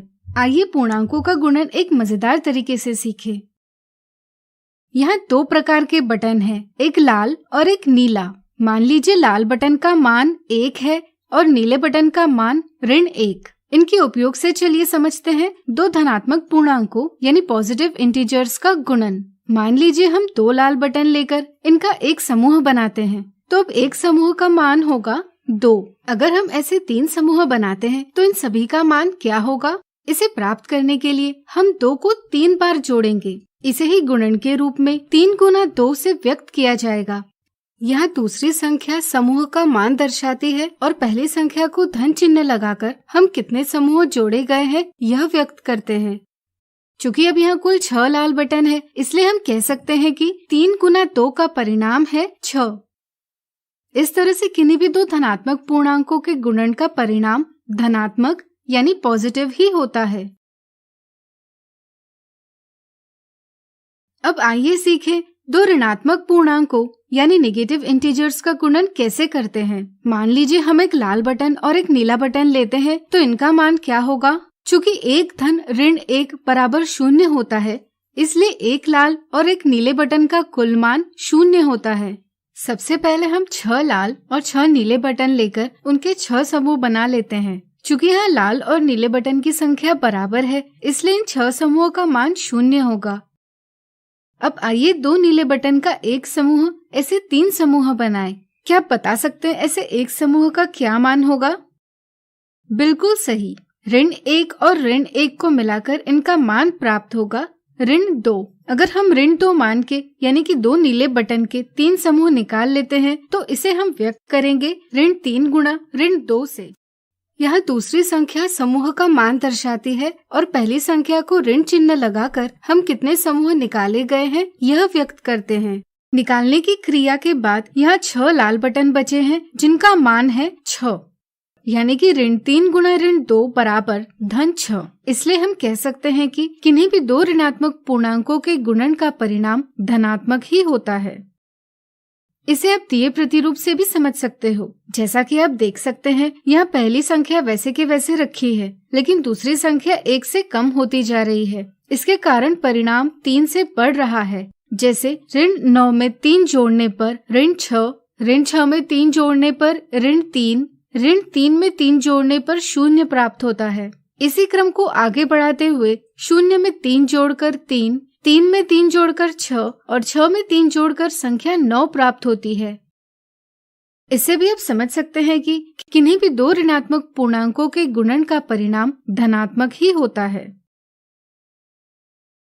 इसलिए हम कह सकते हैं कि किन्हीं भी 2 समान चिन्ह वाले पूर्णांकों यानी इंटीजर्स का गुणनफल धनात्मक होता है। साधारणतः 2 समान चिन्ह वाले 2 पूर्णांकों का गुणनफल प्राप्त करने के लिए हम पूर्णांकों को चिन्ह के बिना गुणा करते हैं और परिणाम को धन चिन्ह लगाते हैं। अब आइए समझते हैं एक धनात्मक पूर्णांक और एक ऋणात्मक पूर्णांक का गुणन कैसे किया जाता है। चलिए इसे 3 गुना ऋण 2 का परिणाम प्राप्त करते हुए समझे। यहाँ दूसरी संख्या है ऋण 2 जो एक समूह का मान व्यक्त करती है, इसलिए हमें 2 नीले बटन का एक समूह बनाना है। चूँकि पहली संख्या 3 है, यानी कि हमें ऐसे 3 समूह को जोड़ना है। जोड़ने पर हमें कुल 6 नीले बटन मिलेंगे जिनका मान होगा ऋण 6। इस तरह से 3 गुना ऋण 2 बराबर ऋण 6। अब यहाँ देखिए, यहाँ लाल और नीली बटन का एक समूह ऐसे 6 समूह है। चूँकि लाल और नीली बटन का मान विपरीत है, इसलिए कुल समूह का मान 0 होगा। जरा सोचिए, इसमें से अगर हम 2 लाल बटनों का एक समूह ऐसे 3 समूह निकाल लेते हैं तो इसे गणित में कैसे व्यक्त करेंगे? सोचिए।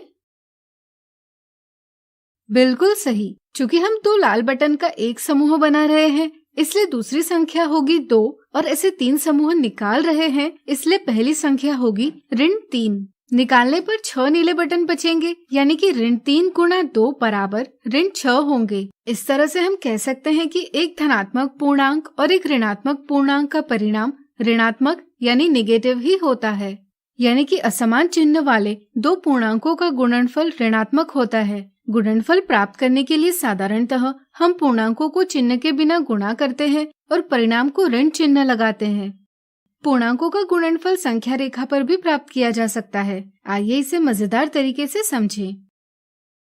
मान लीजिए एक व्यक्ति शून्य पर खड़ा है। शून्य एक मूल बिंदु यानी ओरिजिन माना जाता है। धनात्मक संख्याएं मूल बिंदु के दाईं ओर की दिशा से संबंधित होती है और ऋणात्मक संख्याएं मूल बिंदु के बाईं ओर की दिशा से संबंधित होती है। अगर पहली संख्या धनात्मक हो तो इसका मतलब वह दाईं दिशा में देख रहा है। इसी तरह अगर यह ऋणात्मक हो तो वह बाईं दिशा में देख रहा है। इसी तरह अगर दूसरी संख्या धनात्मक हो तो उसे आगे की ओर बढ़ना है और अगर वह ऋणात्मक हो तो उसे पीछे की ओर बढ़ना है। इस तरह से 3 गुना 2 में पहली संख्या धनात्मक है, इसलिए व्यक्ति दाएं देख रहा है, और दूसरी संख्या भी धनात्मक है, इसलिए व्यक्ति आगे की ओर 2 इकाई दूरी का 1 कदम ऐसे 3 कदम बढ़ाता है। इससे गुणन का परिणाम प्राप्त होता है 6। ऋण 3 गुना 2 में पहली संख्या ऋणात्मक है, इसलिए व्यक्ति बाएं देख रहा है, और दूसरी संख्या धनात्मक है, इसलिए व्यक्ति आगे की ओर 2 इकाई दूरी का 1 कदम ऐसे 3 कदम बढ़ाता है। इससे गुणन का परिणाम प्राप्त होता है ऋण 6। 3 गुना ऋण 2 में पहली संख्या धनात्मक है, इसलिए व्यक्ति दाएं देख रहा है, और दूसरी संख्या ऋणात्मक है, इसलिए व्यक्ति पीछे की ओर 2 इकाई दूरी का 1 कदम ऐसे 3 कदम बढ़ाता है। इससे गुणन का परिणाम प्राप्त होता है ऋण 6। ऋण 3 गुना ऋण 2 में पहली संख्या ऋणात्मक है, इसलिए व्यक्ति बाएं देख रहा है, और दूसरी संख्या भी ऋणात्मक है, इसलिए व्यक्ति पीछे की ओर 2 इकाई दूरी का 1 कदम ऐसे 3 कदम बढ़ाता है। इससे गुणन का परिणाम प्राप्त होता है 6। आइए इन सभी नियमों को याद करने का एक आसान तरीका देखें। अगर हम गुणन में प्रयुक्त 2 पूर्णांकों के चिन्हों को ढक लेते हैं तो दिखाई देने वाला चिन्ह परिणाम के साथ लगेगा, है ना आसान? तो आज हमने सीखा पूर्णांकों का गुणन। अगले वीडियो में इनसे संबंधित उदाहरण देखेंगे।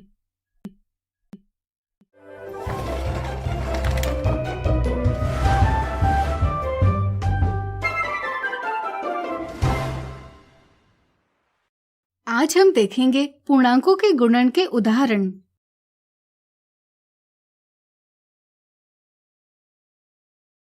एक दुकानदार प्रतिदिन 1125 रुपए अपने बैंक खाते से निकालता है। पता कीजिए 9 दिनों में उसके खाते से कितनी धनराशि कम हो जाएगी। इस उदाहरण में हम खाते से निकाली जाने वाली राशि को ऋण चिन्ह से व्यक्त करेंगे। चूँकि दुकानदार प्रतिदिन 1125 रुपए अपने बैंक खाते से निकालता है, इसलिए प्रतिदिन बैंक खाते से निकाली जाने वाली धनराशि व्यक्त की जाएगी ऋण 1125 से। दुकानदार 9 दिनों तक लगातार उतनी ही धनराशि बैंक खाते से निकालता है, इसलिए खाते से निकाली गई धनराशि होगी 9 गुना ऋण 1125। आइए 9 गुना ऋण 1125 का परिणाम ज्ञात करें। यहाँ एक धनात्मक पूर्णांक यानी पॉजिटिव इंटीजर का ऋणात्मक पूर्णांक यानी नेगेटिव इंटीजर से गुणा किया जा रहा है। क्या आप बता सकते हो एक धनात्मक और एक ऋणात्मक पूर्णांक का गुणा कैसे किया जाता है? सोचिए। चलिए हम बताते हैं। पहले हम इनके संख्यात्मक मानों को गुणा करते हैं। 9 गुना 1125 का परिणाम होगा 10,125। इसी के साथ जब आप एक ऋणात्मक पूर्णांक को एक धनात्मक पूर्णांक से गुणा करते हैं तो परिणाम हमेशा ऋणात्मक पूर्णांक होता है, इसलिए परिणाम होगा ऋण 10,125। यानी कि 9 दिनों में दुकानदार के खाते से कुल 10,125 रुपए कम हो जाएंगे। अगला उदाहरण, निम्नलिखित प्रतिरूप को देखिए। बताइए इस प्रतिरूप का नियम क्या है? जैसा कि आप देख सकते हैं, 2 ऋणात्मक पूर्णांकों का गुणनफल धनात्मक यानी पॉजिटिव है। 3 ऋणात्मक पूर्णांकों का गुणनफल ऋणात्मक यानी नेगेटिव है। 4 ऋणात्मक पूर्णांकों का गुणनफल धनात्मक है। 5 ऋणात्मक पूर्णांकों का गुणनफल ऋणात्मक है। 6 ऋणात्मक पूर्णांकों का गुणनफल धनात्मक है। इसी तरह 7 ऋणात्मक पूर्णांकों का गुणनफल ऋणात्मक है। इसी तरह से हम कह सकते हैं, अगर गुणा किए जाने वाले ऋणात्मक पूर्णांकों की संख्या सम यानी इवन है तो गुणनफल धनात्मक पूर्णांक यानी पॉजिटिव इंटीजर आता है। जबकि अगर ऋणात्मक पूर्णांकों की संख्या विषम यानी ऑड है तो गुणनफल ऋणात्मक पूर्णांक यानी नेगेटिव इंटीजर आता है। यह नियम किन्हीं भी 2 या 2 से अधिक ऋणात्मक पूर्णांकों के गुणन के लिए भी उपयुक्त है। इस नियम के आधार पर अब गुणनफल का चिन्ह क्या होगा यह बिना गुणन किए भी पता कर सकते हैं। जैसे ऋण 3 गुणा ऋण 4 गुणा ऋण 6 गुणा ऋण 7 का गुणनफल धनात्मक पूर्णांक होगा क्योंकि यहाँ ऋणात्मक पूर्णांक की संख्या सम है। इसी तरह ऋण 3 गुणा ऋण 4 गुणा ऋण 5 गुणा ऋण 6 गुणा ऋण 7 का परिणाम ऋणात्मक होगा क्योंकि यहाँ ऋणात्मक पूर्णांकों की संख्या विषम है। आज हमने देखे पूर्णांकों के गुणन के उदाहरण। अगले वीडियो में हम देखेंगे इनसे संबंधित मिथ्या धारणाएं।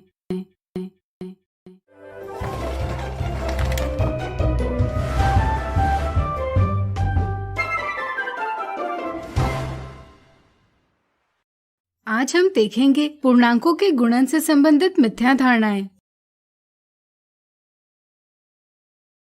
मिथ्या धारणा 1, पूर्णांकों का गुणन सिखाते हुए शिक्षक ने सवाल पूछा, ऋण 2 गुणा ऋण 5 का परिणाम क्या होगा? इसका जवाब सौम्या ने ऋण 10 दिया और समीर ने 10 दिया। आपकी राय में किसने सही जवाब दिया? कई बार 2 ऋणात्मक पूर्णांकों यानी नेगेटिव इंटीजर्स के गुणन की सही समझ नहीं बन पाती। गुणन करते समय चिन्ह के बिना संख्याओं को गुणा कर परिणाम 10 प्राप्त किया जाता है और 2 ऋण संख्याओं का गुणा करने पर एक ऋणात्मक संख्या ही प्राप्त होगी। इस समझ से 10 के आगे ऋण चिन्ह लगाया जाता है।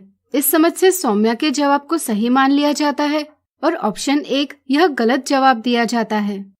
सही समझ यह है कि किन्हीं भी 2 ऋणात्मक पूर्णांकों का गुणनफल धनात्मक पूर्णांक यानी पॉजिटिव इंटीजर होता है।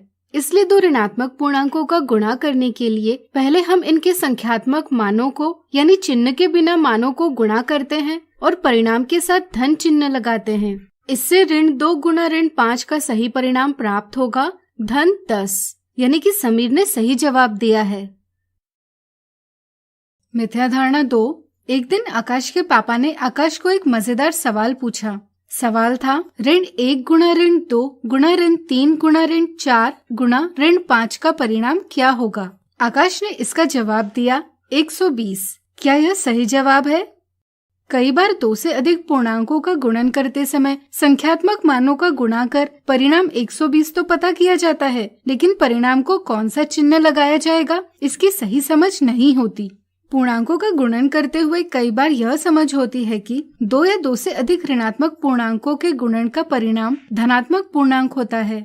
इस गलत समझ के कारण आकाश के जवाब को सही मान लिया जाता है। ऑप्शन 1 यह गलत जवाब है। चिन्ह पता करने के लिए हम सभी ऋणात्मक पूर्णांकों की गिनती करते हैं। यदि इनकी संख्या सम यानी इवन है तो परिणाम के साथ धन चिन्ह लगाया जाता है और यदि यह विषम यानी ऑड है तो परिणाम के साथ ऋण चिन्ह लगाया जाता है। यहाँ ऋणात्मक पूर्णांकों की संख्या है 5 जो कि एक विषम संख्या है, इसलिए परिणाम के साथ ऋण चिन्ह लगाना सही है। इस तरह से आकाश के पापा के सवाल का सही जवाब होगा ऋण 120, यानी कि दिए सवाल का सही जवाब है ऑप्शन 2। आज हमने देखी पूर्णांकों के गुणन से संबंधित मिथ्या धारणाएं।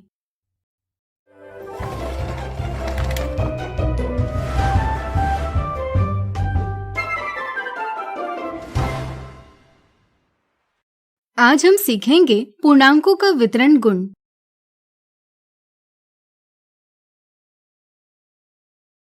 आइए पहले जानते हैं वितरण गुण यानी डिस्ट्रीब्यूटिव प्रॉपर्टी क्या है। एक बड़े सभागार का निर्माण किया जाना था। इसके लिए एक इंजीनियर ने सीटों का एक नमूना बनाया। नमूने के अनुसार सभागार में 4 प्रथम श्रेणी की पंक्तियां होंगी और 6 द्वितीय श्रेणी की पंक्तियां होंगी। यदि प्रत्येक पंक्ति में कुल 10 सीटें होंगी तो सभागार में कुल कितनी सीटें हैं यह हम कैसे पता करेंगे? सोचिए। चलिए हम बताते हैं। यह हम 2 प्रकार से पता कर सकते हैं। स्थिति 1, सभागार की कुल सीटें पता करने का एक तरीका यह है कि हम प्रथम और द्वितीय श्रेणी की कुल सीटों का योग करें। यहाँ प्रथम श्रेणी की सीटें बराबर प्रत्येक पंक्ति की सीटें गुना पंक्तियों की संख्या बराबर 10 गुणा 4। इसी प्रकार दूसरी श्रेणी की सीटें बराबर प्रत्येक पंक्ति की सीटें गुना पंक्तियों की संख्या बराबर 10 गुना 6। इसलिए सभागार की कुल सीटें बराबर प्रथम श्रेणी की सीटें धन दूसरी श्रेणी की सीटें बराबर 10 गुना 4 धन 10 गुना 6 बराबर 40 धन 60 यानी के 100 सीटें हैं। स्थिति 2, अगर आप ध्यान से देखेंगे तो दोनों श्रेणियों की प्रत्येक पंक्ति में बराबर सीटें हैं जो है 10। यहाँ दोनों श्रेणियों की कुल पंक्तियाँ 4 धन 6 है, इसलिए सभागार की कुल सीटें बराबर 10 गुना 4 धन 6 से पता की जा सकती है। इसे हल करने पर जवाब 10 गुना 10 बराबर 100 सीटें आएगा। दोनों स्थितियों में परिणाम बराबर आता है, इसलिए हम कह सकते हैं कि 10 गुना 4 धन 6 और 10 गुना 4 धन 10 गुना 6 बराबर है। हम कहते हैं कि गुणन को योग पर वितरित किया गया है, यानी multiplication is distributed over addition. इस प्रकार वितरण गुण हमें बताता है कि हम पहले कोष्ठकों में लिखी संख्याओं का योग कर सकते हैं और फिर परिणाम को कोष्ठक के बाहर लिखी संख्या से गुणा कर सकते हैं, या पहले कोष्ठक के बाहर लिखी संख्या का कोष्ठक के अंदर लिखी संख्याओं से गुणा कर सकते हैं और फिर इनके परिणामों का योग कर सकते हैं। क्या हम पूर्णांकों के गुणन को योग पर वितरित कर सकते हैं? सोचिए। चलिए हम बताते हैं। मान लीजिए हमें पता करना है 5 गुना ऋण 4 धन ऋण 3 बराबर 5 गुना ऋण 4 धन 5 गुना ऋण 3 है या नहीं। अगर हम बाएं पक्ष यानी LHS को हल करें तो हमें परिणाम प्राप्त होगा ऋण 35। इसी प्रकार अगर हम दाएं पक्ष यानी RHS का मान प्राप्त करें तो हमें यह भी ऋण 35 ही प्राप्त होता है। इससे हम समझ सकते हैं कि पूर्णांकों के गुणन को योग पर वितरित किया जा सकता है।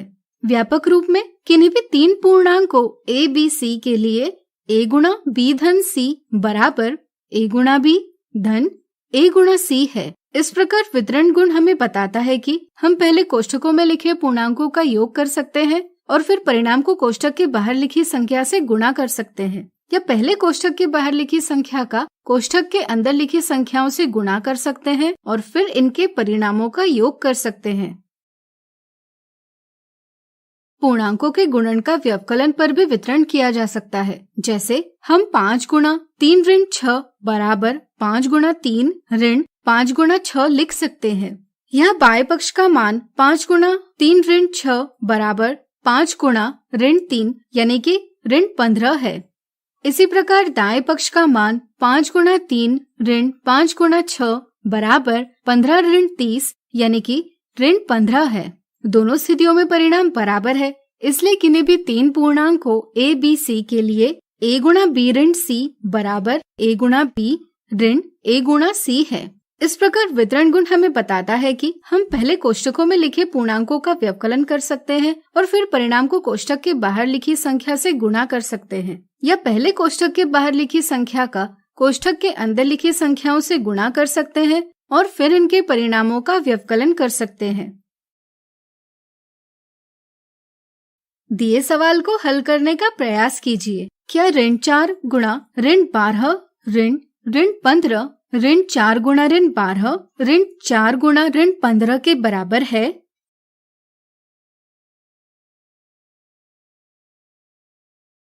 तो आज हमने सीखा पूर्णांकों का वितरण गुण। अगले वीडियो में कुछ उदाहरणों से इसे और अच्छे से जानेंगे।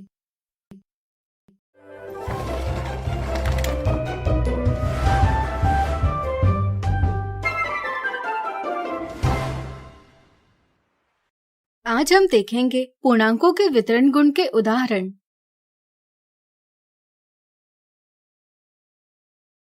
विपुल ने एक परीक्षा दी। परीक्षा का नियम था कि प्रत्येक सही जवाब को 5 अंक दिए जाएंगे और प्रत्येक गलत जवाब को ऋण 3 अंक दिए जाएंगे। अगर विपुल ने 45 सही जवाब दिए और बचे 45 सवालों के गलत जवाब दिए तो उसे कितने अंक मिलने चाहिए? इसे हम 2 प्रकार से हल कर सकते हैं। एक तरीका है कि हम सही जवाबों के कुल अंक प्राप्त करेंगे, इसी प्रकार गलत जवाबों के कुल अंक प्राप्त करेंगे और फिर इनका योग करेंगे। तो विपुल को प्राप्त कुल अंक बराबर 45 गुणा 5 धन 45 गुणा ऋण 3 बराबर 225 धन ऋण 135 बराबर 90। लेकिन इसे योग पर गुणन के वितरण गुण यानी distributive property of multiplication over addition से आसानी से हल किया जा सकता है। चूंकि यहाँ सही जवाब और गलत जवाबों की संख्या बराबर है, इसलिए हम कह सकते हैं कि विपुल को प्राप्त कुल अंक बराबर 45 गुणा 5 धन ऋण 3 बराबर 45 गुणा 2 बराबर 90। जैसा कि आप देख सकते हैं, वितरण गुण के उपयोग से हम ऐसी स्थितियों में परिणाम आसानी से पता कर सकते हैं। अगला उदाहरण, आज के दिन मंगेश ने 156 किलोग्राम चीनी और 156 किलोग्राम नमक बेचा है। यदि चीनी के प्रत्येक किलोग्राम पर उसे 4 रुपए का लाभ हुआ है और नमक के प्रत्येक किलोग्राम पर 1 रुपए की हानि, तो पता कीजिए आज के दिन उसे कितनी कमाई हुई है। लाभ को धनात्मक पूर्णांक से और हानि को ऋणात्मक पूर्णांक से निरूपित कर इस सवाल को हल कीजिए। 1 किलोग्राम चीनी पर मंगेश को 4 रुपए का लाभ होता है, जिसे हम धन 4 से दर्शाते हैं। इस तरह से 156 किलोग्राम चीनी पर मंगेश को 156 गुणा 4 रुपए का लाभ होगा।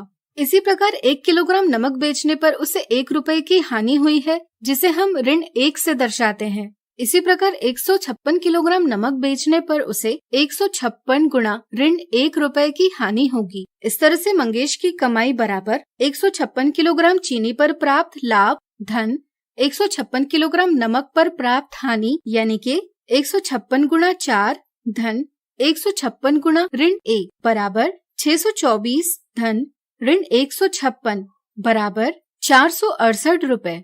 यहाँ धनात्मक 468 से पता चलता है कि मंगेश को 468 रुपए का लाभ हुआ है। वितरण गुण के प्रयोग से इसे और आसान बनाया जा सकता है। 156 को कोष्ठक के बाहर ले तो कोष्ठक में 4 धन ऋण 1 लिख सकते हैं। यह 4 और ऋण 1 का योग है 3 और 156 गुणा 3 बराबर 468। इसलिए मंगेश की कमाई 468 रुपए होगी। जैसा कि आप देख सकते हैं, वितरण गुण के सही प्रयोग से गुणन को आसान बनाया जा सकता है। इस तरह से आज हमने देखे पूर्णांकों के वितरण गुण के उदाहरण। अगले वीडियो में इनसे संबंधित मिथ्या धारणाओं को दूर करेंगे।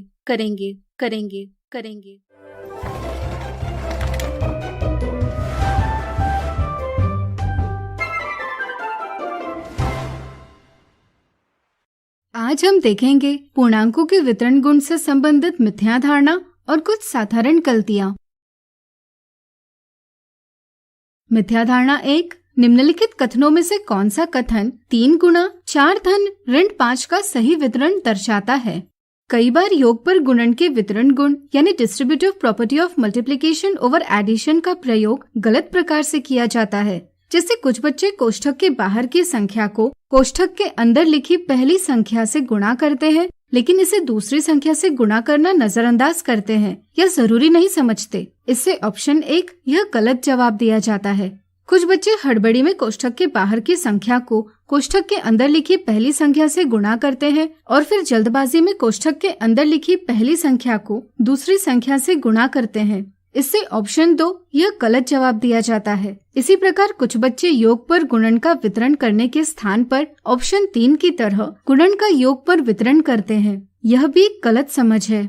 वितरण गुण की सही समझ यह है कि पहले कोष्ठकों में लिखी संख्याओं का योग कर सकते हैं और फिर परिणाम को कोष्ठक के बाहर लिखी संख्या से गुणा कर सकते हैं, या पहले कोष्ठक के बाहर लिखी संख्या का कोष्ठक के अंदर लिखी दोनों संख्याओं से गुणा कर सकते हैं और फिर इनके परिणामों का योग कर सकते हैं। इस तरह से ऑप्शन 4 सही जवाब है। अब आइए देखें पूर्णांकों के वितरण गुण से संबंधित कुछ साधारण गलतियां। कुछ बच्चे वितरण गुण का प्रयोग गुणन को आसान बनाने के लिए नहीं करते। जैसे अगर 19 गुणा 5 करना हो तो बच्चे इसे हल करने के लिए 19 को 5 से गुणा करते हैं। वे यह नहीं समझ पाते कि वितरण गुण के उपयोग से गुणन को आसान बनाया जा सकता है। कई बार वितरण गुण के उपयोग से गुणन को बिना कागज पर लिखे मस्तिष्क में ही हल किया जा सकता है। जैसे 19 को 20 ऋण 1 लिखकर यहाँ हम व्यवकलन पर गुणन का वितरण कर सकते हैं और आसानी से परिणाम पता कर सकते हैं 95। इसी प्रकार अगर हमें 16 गुणा ऋण 4 धन 16 गुणा ऋण 6 का परिणाम ज्ञात करना हो तो इसे हम 16 गुणा ऋण 4 धन ऋण 6 के रूप में लिख सकते हैं। इसे ही हम 16 गुणा ऋण 10 लिख सकते हैं, जिसका परिणाम है ऋण 160। जैसा कि आप देख सकते हैं, यह कठिन लगने वाला उदाहरण वितरण गुण के उपयोग से कितना आसान बन गया।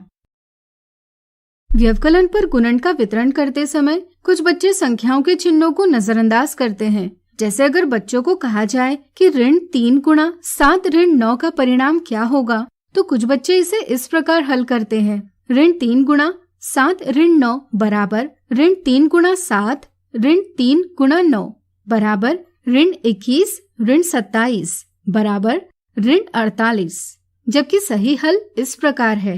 ऋण 3 गुणा 7 ऋण 9 बराबर ऋण 3 गुणा 7 ऋण 3 गुणा 9 बराबर ऋण 21 ऋण 27 बराबर ऋण 21 धन 27 बराबर 6। वितरण गुण का प्रयोग करते समय संख्याओं के चिन्हों का ध्यान रखना जरूरी है। आज हमने देखी पूर्णांकों के वितरण गुण से संबंधित मिथ्या धारणा और कुछ साधारण गलतियां।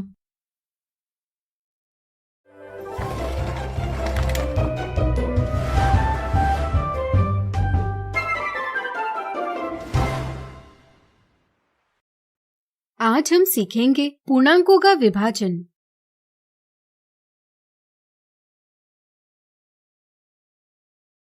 राजेश ने अपनी बेटी की शादी के लिए अपने 5 मित्रों से 50,000 रुपए का कर्जा लिया। यदि उसने अपने प्रत्येक मित्र से बराबर का कर्जा लिया होगा, तो प्रत्येक मित्र से लिया गया कर्जा 50,000 विभाजित 5 के भागफल से पता किया जा सकता है। इसे हल करने पर प्रत्येक मित्र से लिया गया कर्जा 10,000 प्राप्त होता है, जिसे हम ऋण 10,000 से दर्शाते हैं। तो चलिए आज की इस वीडियो में हम पूर्णांकों का विभाजन एक मजेदार तरीके से सीखें। यहाँ 2 प्रकार के बटन हैं, एक लाल और एक नीला। मान लीजिए लाल बटन का मान 1 है और नीले बटन का मान ऋण 1। इनके उपयोग से चलिए समझते हैं 2 धनात्मक पूर्णांकों यानी पॉजिटिव इंटीजर्स का विभाजन यानी डिवीजन कैसे किया जाता है। मान लीजिए हमें पता करना है 6 विभाजित 2 का भागफल क्या आएगा, यानी हमें पता करना है कि 6 में 2 के कितने समूह होंगे। तो आइए भागफल ज्ञात करते हैं। अगर हम 6 लाल बटन रख दे तो इनका कुल मान होगा 6। अगर हम 2-2 लाल बटन के समूह बनाते हैं तो हमें ऐसे 3 समूह प्राप्त हो जाएंगे। यहाँ प्रत्येक समूह का मान होगा 2। हम कह सकते हैं कि 6 में 2 के 3 समूह होंगे, यानी कि 6 विभाजित 2 बराबर 3। व्यापक रूप में हम कह सकते हैं कि किन्हीं भी 2 धनात्मक पूर्णांकों के विभाजन से प्राप्त भागफल धनात्मक यानी पॉजिटिव होता है। यहाँ भाजक यानी डिवाइजर शून्य नहीं हो सकता। क्या 2 ऋणात्मक पूर्णांकों यानी नेगेटिव इंटीजर्स के विभाजन से प्राप्त भागफल भी धनात्मक ही होगा?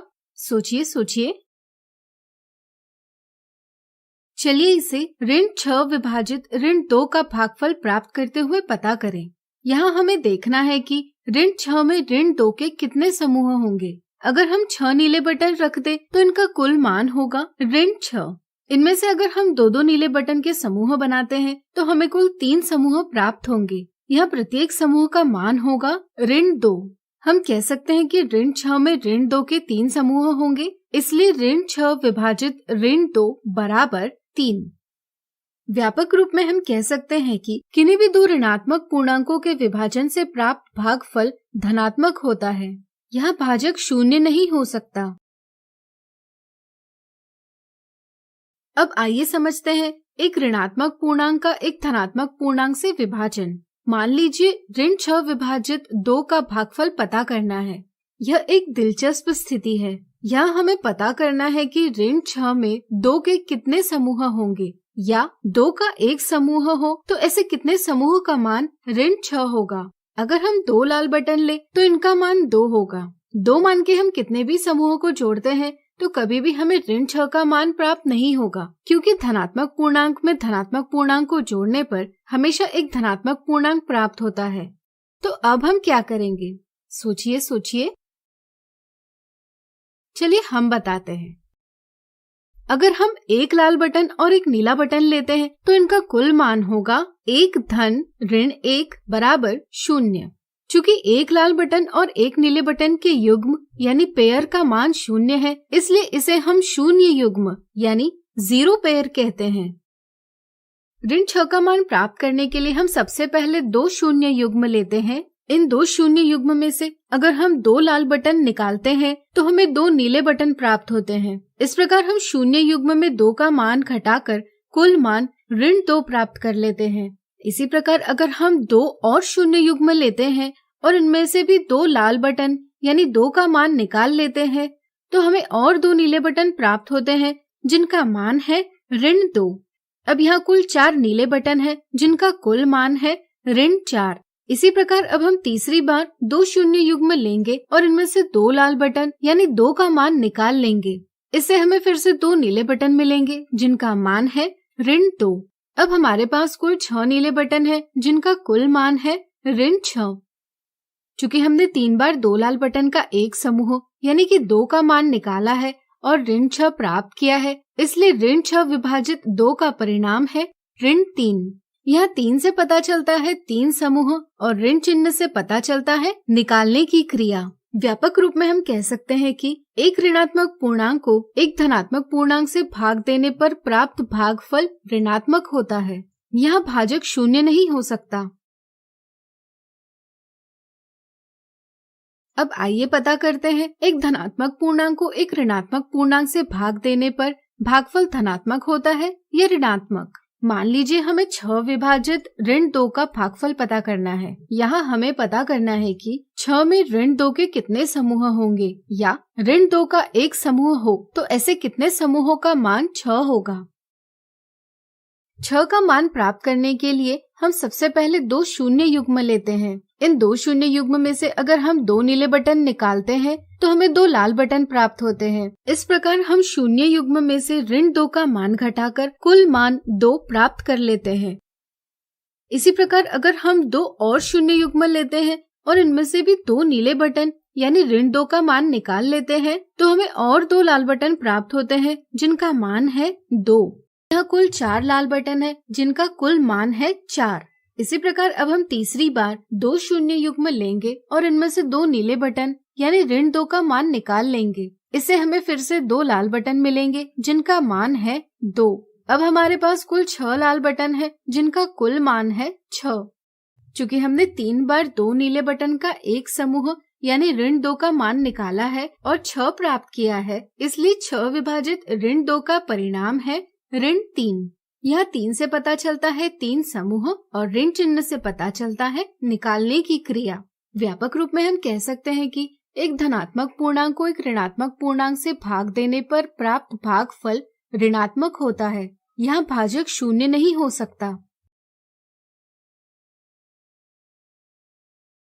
इस तरह से अब आप समझ ही गए होंगे कि समान चिन्ह वाले 2 पूर्णांकों के विभाजन से प्राप्त भागफल धनात्मक होता है और असमान चिन्ह वाले पूर्णांकों के विभाजन से प्राप्त भागफल ऋणात्मक होता है।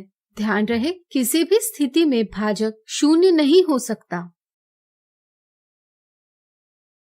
आज हमने सीखा पूर्णांकों का विभाजन। अगले वीडियो में इनसे संबंधित उदाहरण देखेंगे।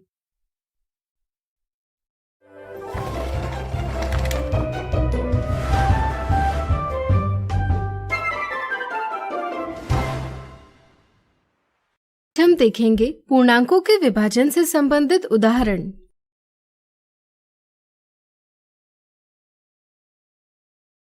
पायल, हीना और अंकित तीनों के पास एक कार्ड है।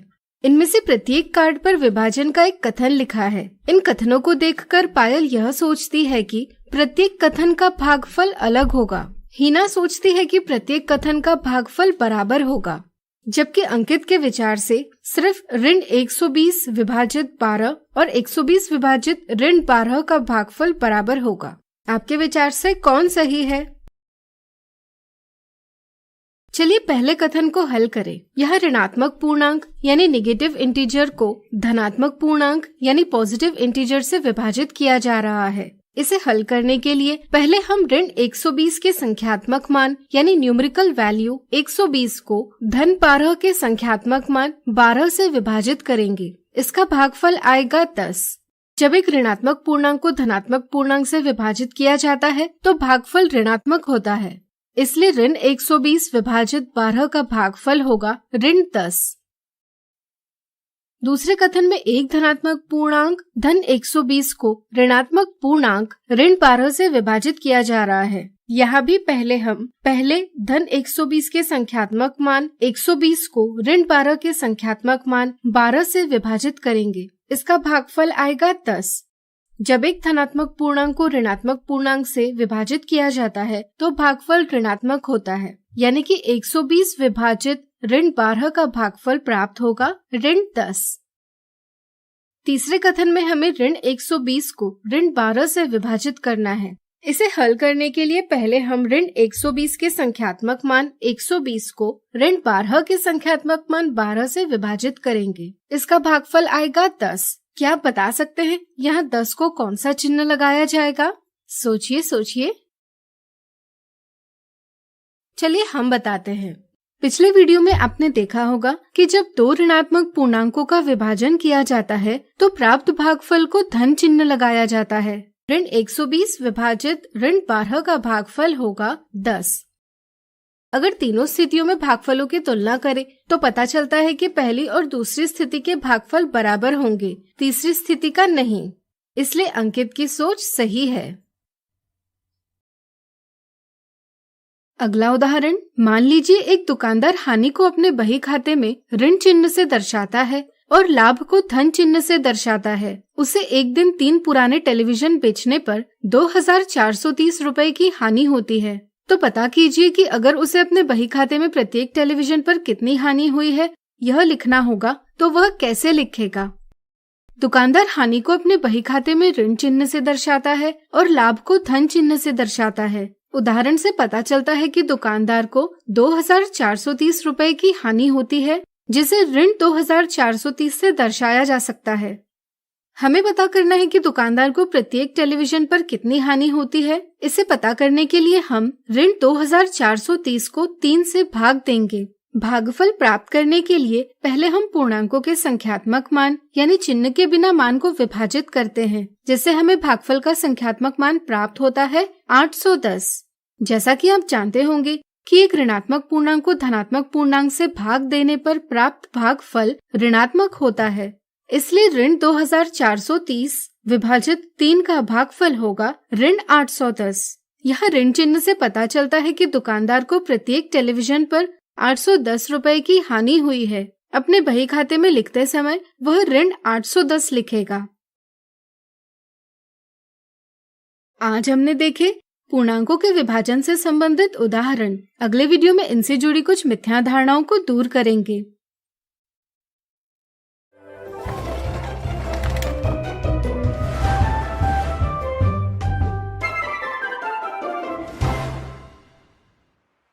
आज हम देखेंगे पूर्णांकों के विभाजन से संबंधित मिथ्या धारणाएं।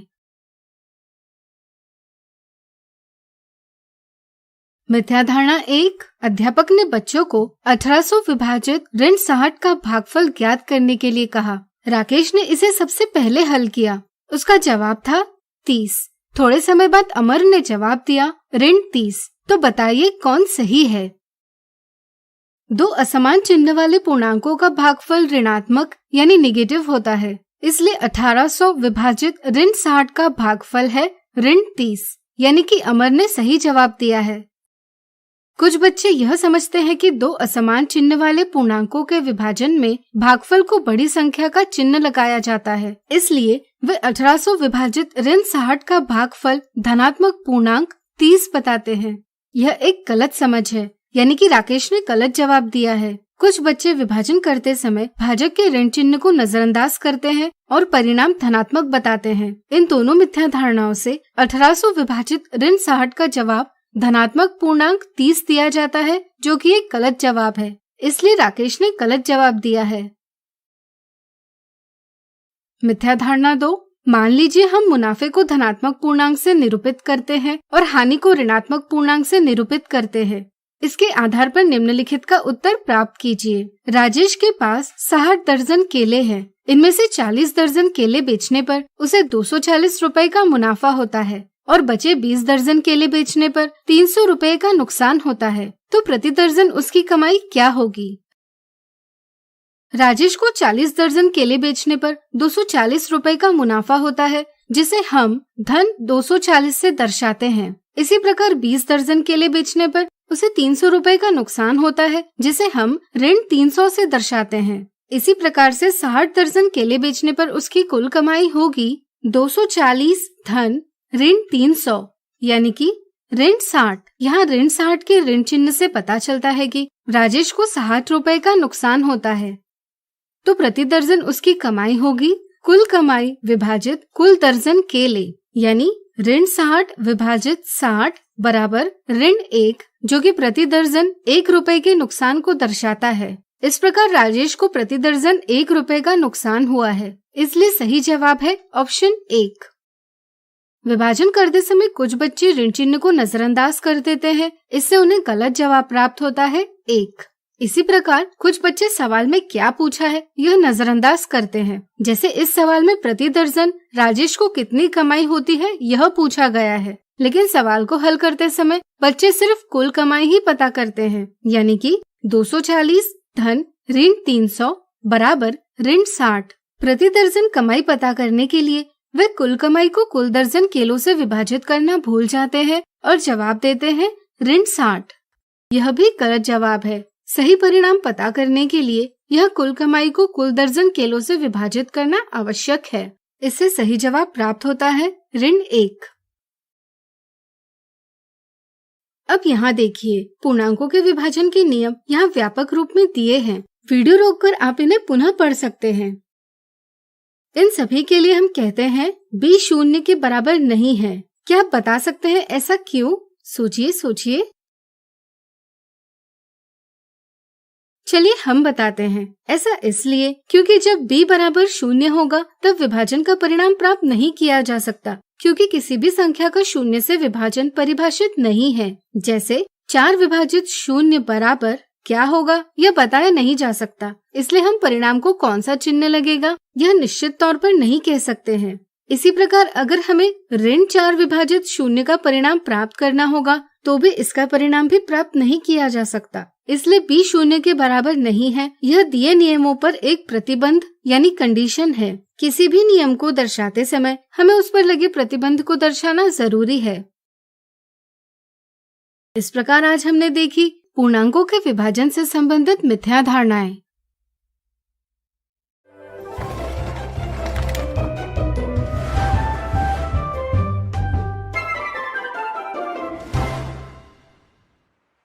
हम सीखेंगे पूर्णांकों के संदर्भ में निम्नलिखित गुण।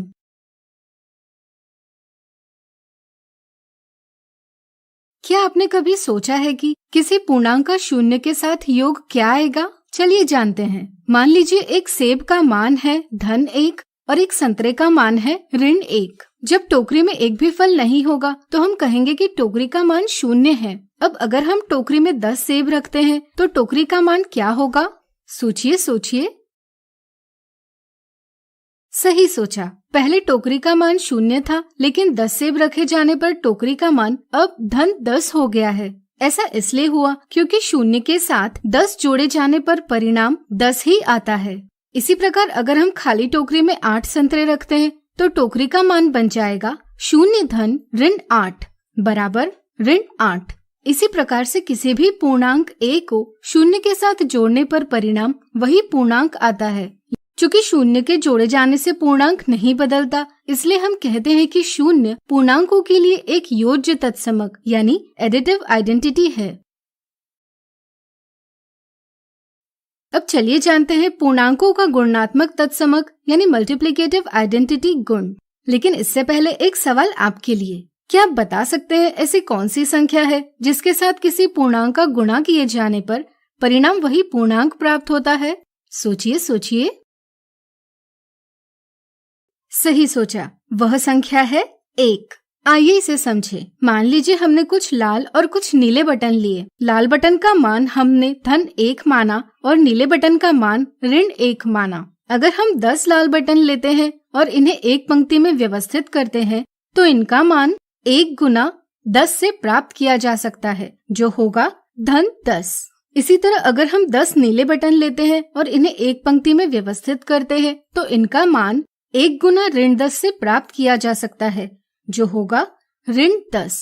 इससे आप समझ सकते हैं कि किसी पूर्णांक का 1 के साथ गुणा किए जाने पर परिणाम वही पूर्णांक प्राप्त होता है। व्यापक रूप में a गुणा 1 बराबर a और या 1 गुणा a बराबर a, इसलिए एक गुणन के लिए गुणात्मक तत्समक है। क्या ऋण 1 भी एक गुणात्मक तत्समक है? सोचिए सोचिए। बिल्कुल सही। ऋण 1 से गुणा करने पर पूर्णांक का मान बदल जाता है, इसलिए ऋण 1 को हम गुणात्मक तत्समक नहीं कह सकते। अब आइए योज्य प्रतिलोम यानी एडिटिव इनवर्स की समझ बनाएं। मान लीजिए आप स्थान 0 पर खड़े हैं। आपके दाईं ओर का अंतर धनात्मक पूर्णांक से मापा जाता है और बाईं ओर का अंतर ऋणात्मक पूर्णांक से। यदि आप 7 मीटर बाईं ओर जाते हो तो आप ऋण 7 पर पहुंच जाएंगे, लेकिन अगर आप 7 मीटर दाईं ओर जाते हो तो आप 7 पर पहुंच जाएंगे। यहाँ आपने समान अंतर तय किया लेकिन विपरीत दिशाओं में किया, यानी कि ऋण 7 और 7 0 से बराबर अंतर पर है लेकिन विपरीत दिशाओं में है। ऐसे दो पूर्णांक जिनका स्थान 0 से विपरीत दिशाओं में समान अंतर पर हो तो वे एक दूसरे के योज्य प्रतिलोम कहलाते हैं। इसी प्रकार हम कह सकते हैं कि 3 0 के दाईं ओर है, जबकि ऋण 3 0 के बाईं ओर, लेकिन दोनों का अंतर 0 से 3 कदमों पर है, इसलिए 3 और ऋण 3 एक दूसरे के योज्य प्रतिलोम है। जरा सोचिए, ऐसी संख्याओं के योग का परिणाम क्या होगा? सोचिए सोचिए। सही सोचा, ऐसी संख्याओं का योग होता है 0। इसलिए हम यह भी कह सकते हैं कि ऐसे दो पूर्णांक जिनका योग 0 हो एक दूसरे के योज्य प्रतिलोम कहलाते हैं। तो आज हमने सीखा पूर्णांकों के संदर्भ में निम्नलिखित गुण। अगले वीडियो में कुछ उदाहरणों से इन्हें और अच्छे से जानेंगे।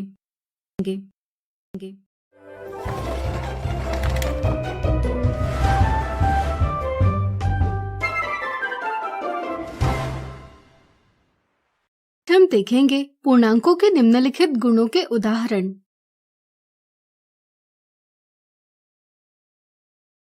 एक दिन कक्षा में पहेलियों का खेल खेला जा रहा था। राजेश ने आगे आकर पहेली सुनाई। मैं एक ऐसी संख्या हूँ जो 1 से गुणा कर ऋण 10 गुणनफल देती हूँ, पहचानिए मैं कौन हूँ। इस पर मिताली ने ऋण 10 जवाब दिया। क्या मिताली का जवाब सही है? आइए इस पहेली को गणितीय रूप में व्यक्त करें। हमें एक ऐसी संख्या का पता करना है जो 1 से गुणा कर गुणनफल ऋण 10 देती है। क्या आप बता सकते हैं कि रिक्त स्थान पर कौन सी संख्या आएगी? सोचिए सोचिए। चलिए हम बताते हैं। एक गुणन के लिए गुणात्मक तत्समक यानी मल्टीप्लिकेटिव आइडेंटिटी है, यानी कि किसी पूर्णांक का 1 के साथ गुणा किए जाने पर परिणाम वही पूर्णांक प्राप्त होता है। व्यापक रूप में 1 गुणा a बराबर a। इस समझ के साथ हम पता कर सकते हैं कि रिक्त स्थान पर संख्या ऋण 10 लिखी जाएगी, यानी कि मिताली ने पहेली का सही जवाब दिया है। अगला उदाहरण। एक प्रतियोगिता में सही जवाब के लिए धन 1 अंक दिया जाता है और गलत जवाब देने पर ऋण 1 अंक दिया जाता है। विपुल ने इस प्रतियोगिता में 24 सवालों के सही जवाब दिए और कुछ सवालों के गलत जवाब दिए। यदि प्रतियोगिता में उसे 0 अंक प्राप्त हुए होंगे तो पता कीजिए उसने कितने सवालों के गलत जवाब दिए। प्रतियोगिता में सही जवाब के लिए धन 1 अंक दिया जाता है और गलत जवाब देने पर ऋण 1 अंक दिया जाता है। चूंकि विपुल ने 24 सवालों के सही जवाब दिए हैं, इसलिए इन जवाबों के लिए विपुल को 24 गुना धन 1 बराबर धन 24 अंक दिए जाएंगे। हमें पता करना है कि उसने कितने सवालों के गलत जवाब दिए, जिससे उसके कुल अंक 0 हुए। हम कह सकते हैं कि सही जवाबों से प्राप्त अंक धन गलत जवाबों से प्राप्त अंक बराबर 0, यानी कि धन 24 धन गलत जवाबों से प्राप्त अंक बराबर 0। तो बताइए गलत जवाबों से प्राप्त अंक कितने होंगे? सोचिए सोचिए। चलिए हम बताते हैं। किन्हीं भी दो पूर्णांकों का योग 0 तब आता है जब वे एक दूसरे के योज्य प्रतिलोम यानी एडिटिव इनवर्स होते हैं। धन 24 का योज्य प्रतिलोम उसका चिन्ह बदलकर प्राप्त किया जा सकता है, जो होगा ऋण 24। इस प्रकार से हम कह सकते हैं कि विपुल को गलत जवाबों से प्राप्त अंक है ऋण 24। चूँकि एक गलत जवाब देने पर ऋण 1 अंक दिया जाता है, इसलिए ऋण 24 अंकों के लिए जरूर विपुल ने 24 गलत जवाब दिए होंगे। आज हमने देखे पूर्णांकों के निम्नलिखित गुणों के उदाहरण।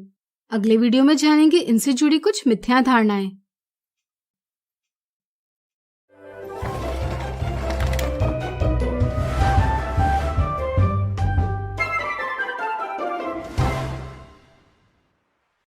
आज हम देखेंगे पूर्णांकों के निम्नलिखित गुणों से संबंधित मिथ्या धारणाएं।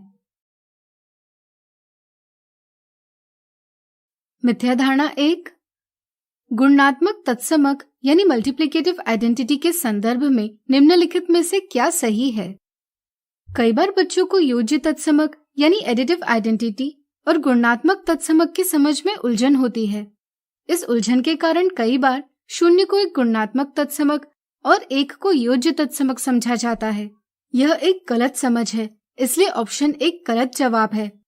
इसी तरह 1 के साथ साथ ऋण 1 को भी गुणात्मक तत्समक मान लिया जाता है। बच्चे यह नजरअंदाज करते हैं कि ऋण 1 से गुणा करने पर संख्या का चिन्ह बदलता है। वे सिर्फ सांख्यिक मान यानी न्यूमरल वैल्यू के आधार पर समझते हैं कि ऋण 1 भी गुणात्मक तत्समक है। यह एक गलत समझ है, इसलिए ऑप्शन 2 गलत जवाब है। सही समझ यह है कि 1 से किसी पूर्णांक का गुणा किए जाने पर परिणाम वही पूर्णांक प्राप्त होता है, इसलिए 1 पूर्णांकों के लिए गुणात्मक तत्समक है, यानी कि सही जवाब है ऑप्शन 3।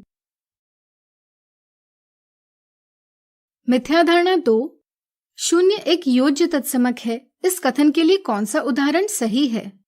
कुछ बच्चे यह नजरअंदाज करते हैं कि योज्य तत्समक योग का गुण है। ऑप्शन 2 में ऋण 4 से 0 का व्यवकलन करने पर परिणाम ऋण 4 ही आया है, लेकिन यह व्यवकलन किया जा रहा है, न कि योग। इसलिए यह उदाहरण 0 एक योज्य तत्समक है इस कथन के लिए उपयुक्त नहीं है, यानी कि दिए सवाल का ऑप्शन 2 यह गलत जवाब है। इसी तरह कुछ बच्चे यह समझ लेते हैं कि 0 को किसी भी पूर्णांक से गुणा किया जाने पर परिणाम 0 आता है, इसलिए 0 एक योज्य तत्समक है। यह गलत समझ है। इस समझ के कारण ऑप्शन 1 यह जवाब दिया जाता है। कुछ बच्चों को योज्य तत्समक और योज्य प्रतिलोम यानी एडिटिव इनवर्स के समझ में उलझन होती है। इस कारण वे योज्य तत्समक गुण का सही उदाहरण ऑप्शन 3 मान लेते हैं, जो कि एक गलत जवाब है। ऑप्शन 3 में दिया उदाहरण योज्य प्रतिलोम गुण के लिए उपयुक्त उदाहरण है। यह उदाहरण दर्शाता है कि 4 और ऋण 4 एक दूसरे के योज्य प्रतिलोम है। सही समझ यह है कि 0 के साथ किसी भी पूर्णांक के जोड़े जाने पर परिणाम वही पूर्णांक आता है, जैसे ऋण 4 धन 0 बराबर ऋण 4 या 0 धन ऋण 4 बराबर ऋण 4। इसलिए 0 एक योज्य तत्समक है।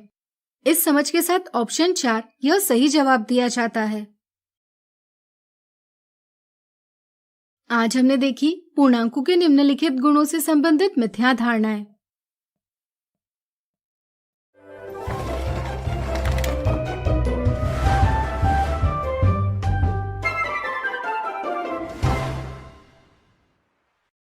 आज हम सीखेंगे पूर्णांकों के निम्नलिखित गणितीय संक्रियाओं के संदर्भ में संवृत गुण।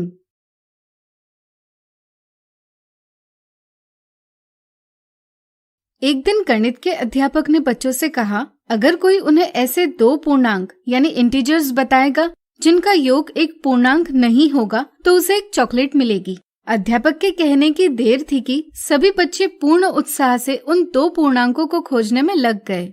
किसी ने 2 धनात्मक पूर्णांकों यानी पॉजिटिव इंटीजर्स का योग किया, किसी ने 2 ऋणात्मक पूर्णांकों यानी नेगेटिव इंटीजर्स का योग किया, तो किसी ने 1 धनात्मक पूर्णांक और 1 ऋणात्मक पूर्णांक का योग किया। लेकिन किसी को भी ऐसे पूर्णांक न मिले जिनका योग एक पूर्णांक न हो।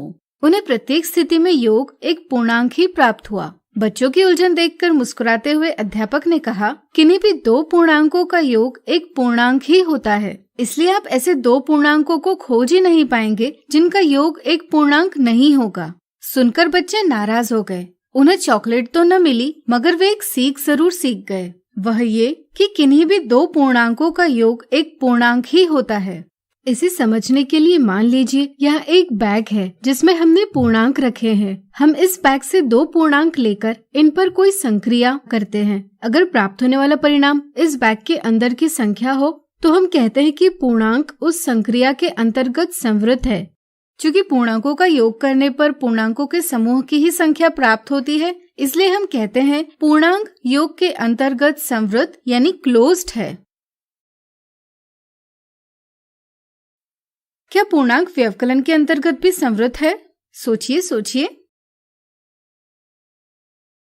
आइए इसे पता करें। यहाँ कुछ लाल और कुछ नीली गेंदें हैं। मान लीजिए एक लाल गेंद का मान -1 और एक नीली गेंद का मान -1 है। अगर हम 7 लाल गेंदें लेते हैं तो इनका मान क्या होगा? चूँकि हमने एक लाल गेंद का मान -1 लिया है, इसलिए 7 लाल गेंदों का मान होगा -7। इनमें से अगर हम 3 लाल गेंदें निकाल लेते हैं तो इसका मतलब होगा हम -3 को -7 से घटा रहे हैं। घटाने के बाद अब यहाँ 4 लाल गेंदें बची है जिनका मान है -4, यानी कि -7 ऋण -3 बराबर -4 होगा। यहाँ दो पूर्णांकों के व्यवकलन का परिणाम एक पूर्णांक ही है। इसी प्रकार अगर हम 5 नीली गेंदें लेते हैं और उनमें से 2 नीली गेंदों को निकाल लेते हैं तो शेष 3 नीली गेंदें रहती है, यानी कि -5 ऋण 2 बराबर -3। यहाँ भी हमें दो पूर्णांकों के व्यवकलन का परिणाम एक पूर्णांक ही प्राप्त हुआ है। व्यापक रूप में किन्हीं भी दो पूर्णांकों का व्यवकलन भी एक पूर्णांक ही होता है, यानी कि परिणाम भी पूर्णांकों के समूह की ही संख्या है, इसलिए पूर्णांक व्यवकलन के अंतर्गत संवृत है। अब तक हमने जाना कि पूर्णांक योग और व्यवकलन के अंतर्गत संवृत है। अब चलिए पता करते हैं पूर्णांक गुणन के अंतर्गत भी संवृत है या नहीं। इसके लिए हम पूर्णांकों के कुछ युग्म यानी पेयर्स लेंगे और इनका गुणा करेंगे। जैसा कि आप देख सकते हैं कि इन सभी युग्मों का गुणनफल एक पूर्णांक ही है। व्यापक रूप में किन्हीं भी दो पूर्णांकों के गुणन से प्राप्त गुणनफल भी एक पूर्णांक ही होता है, इसलिए पूर्णांक गुणन के अंतर्गत भी संवृत है। अब चलिए जानते हैं क्या पूर्णांक विभाजन के अंतर्गत भी संवृत है। मान लीजिए एक पनडुब्बी 6 मिनट में समुद्र तल से 100 मीटर नीचे की ओर जाती है। अगर हम नीचे की दिशा में नापा गया अंतर ऋण चिन्ह से व्यक्त करते हैं तो 6 मिनट बाद पनडुब्बी का स्थान निरूपित किया जाएगा -100 से। अब अगर हमें पता करना होगा कि पनडुब्बी किस दर से नीचे की ओर जाती है तो इसके लिए हमें -100 को 6 से विभाजित करना होगा। इसका परिणाम होगा -100/6 या इसे ही हम -16 और 2/3 भी लिख सकते हैं। यह संख्या एक पूर्णांक नहीं है। व्यापक रूप में किन्हीं भी दो पूर्णांकों के विभाजन से प्राप्त भागफल प्रत्येक स्थिति में एक पूर्णांक नहीं होता, इसलिए पूर्णांक विभाजन के अंतर्गत संवृत नहीं है। इस तरह से अब आप जान गए होंगे कि पूर्णांक योग, व्यवकलन और गुणन के अंतर्गत संवृत है, लेकिन विभाजन के अंतर्गत संवृत नहीं है। तो आज हमने सीखा पूर्णांकों के निम्नलिखित गणितीय संक्रियाओं के संदर्भ में संवृत गुण। अगले वीडियो में कुछ उदाहरणों से इन्हें और अच्छे से जानेंगे।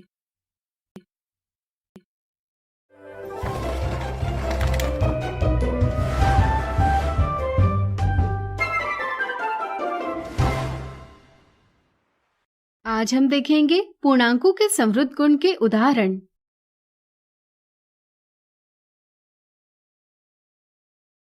एक दिन अध्यापक ने श्याम पट्ट पर संख्याओं के निम्नलिखित 3 समूह बनाए और बच्चों से पूछा, दिए समूहों में कौन सा समूह व्यवकलन यानी सब्ट्रैक्शन के अंतर्गत संवृत यानी क्लोज्ड है। अभय ने इस सवाल का जवाब दिया, समूह तीसरा। क्या अभय का जवाब सही है?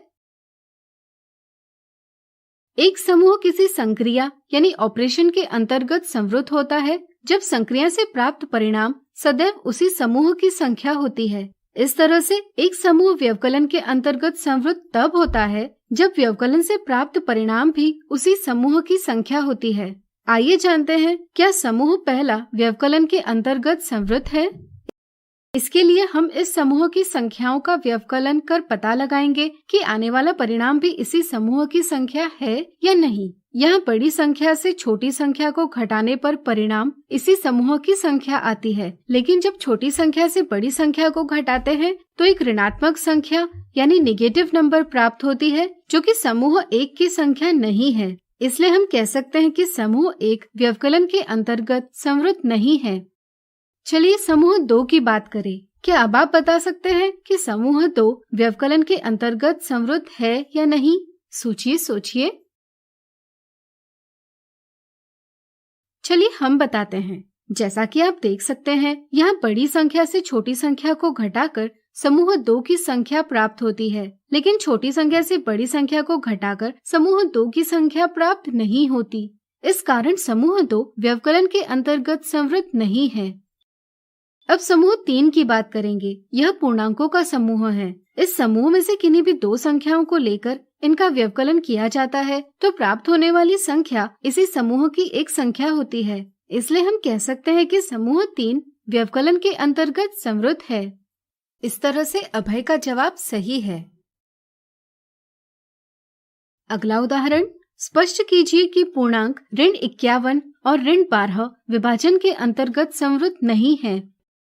एक समूह किसी संक्रिया के अंतर्गत संवृत होता है जब संक्रिया से प्राप्त परिणाम सदैव उसी समूह की संख्या होती है। इसलिए हम कह सकते हैं कि कोई भी समूह विभाजन के अंतर्गत संवृत तब होता है जब विभाजन से प्राप्त परिणाम सदैव उसी समूह की संख्या होती है।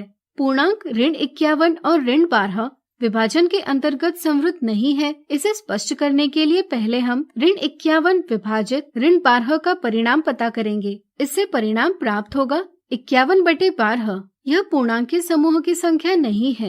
चूँकि पूर्णांकों के विभाजन से प्राप्त परिणाम पूर्णांकों के समूह की संख्या नहीं है, इसलिए ऋण 51 और ऋण 12 विभाजन के अंतर्गत संवृत नहीं है। तो आज हमने देखे पूर्णांकों के संवृत गुण से संबंधित उदाहरण। अगले वीडियो में देखेंगे इनसे संबंधित मिथ्या धारणाएं।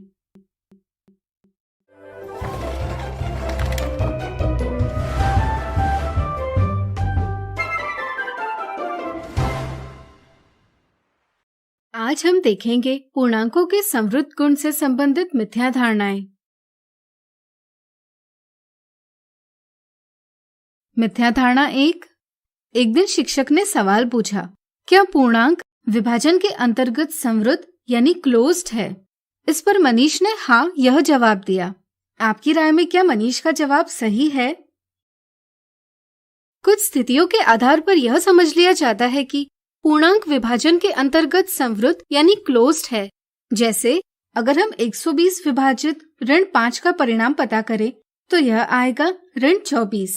चूँकि 120 और ऋण 5 इन 2 पूर्णांकों के विभाजन का परिणाम भी एक पूर्णांक है, इसलिए कई बार यह समझ लिया जाता है कि पूर्णांक विभाजन के अंतर्गत संवृत है। सही समझ यह है कि 2 पूर्णांकों के विभाजन से प्राप्त भागफल प्रत्येक स्थिति में एक पूर्णांक नहीं होता। जैसे 112 को ऋण 5 से विभाजित किया जाए तो परिणाम प्राप्त होगा ऋण 112/5, जो कि एक पूर्णांक नहीं है। इसलिए पूर्णांक विभाजन के अंतर्गत संवृत नहीं है। मिथ्या धारणा 2। मान लीजिए P और Q दोनों पूर्णांक है, तो क्या P ऋण Q भी एक पूर्णांक ही होगा? कई बार यह मिथ्या धारणा होती है कि पूर्णांकों का व्यवकलन संवृत नहीं है, इसलिए P ऋण Q एक पूर्णांक नहीं हो सकता, यह मान लिया जाता है। इस समझ से ऑप्शन दूसरा यह गलत जवाब दिया जाता है। यहाँ सही जवाब है ऑप्शन 1, क्योंकि किन्हीं भी 2 पूर्णांकों का व्यवकलन करने से प्राप्त परिणाम एक पूर्णांक ही होता है। जैसे मान ले P का मान 47 है और Q का मान 35, तो P ऋण Q का मान होगा 12। यह एक पूर्णांक है। इसी प्रकार अगर P का मान 67 होता और Q का मान 89 होता तो P ऋण Q का मान ऋण 12 होता। यह भी एक पूर्णांक है। इसलिए जब P और Q पूर्णांक होंगे तो P ऋण Q भी एक पूर्णांक ही होगा। इसी तरह कुछ बच्चों को यह तो पता होता है कि प्राकृत संख्याओं यानी नेचुरल नंबर्स और पूर्ण संख्याओं यानी होल नंबर्स के लिए व्यवकलन संवृत नहीं है। इसी समझ को वे व्यापक बना देते हैं और सोचते हैं कि पूर्णांकों के लिए भी व्यवकलन संवृत नहीं है। इस समझ से ऑप्शन दूसरा यह गलत जवाब दिया जाता है। इस प्रकार आज हमने देखी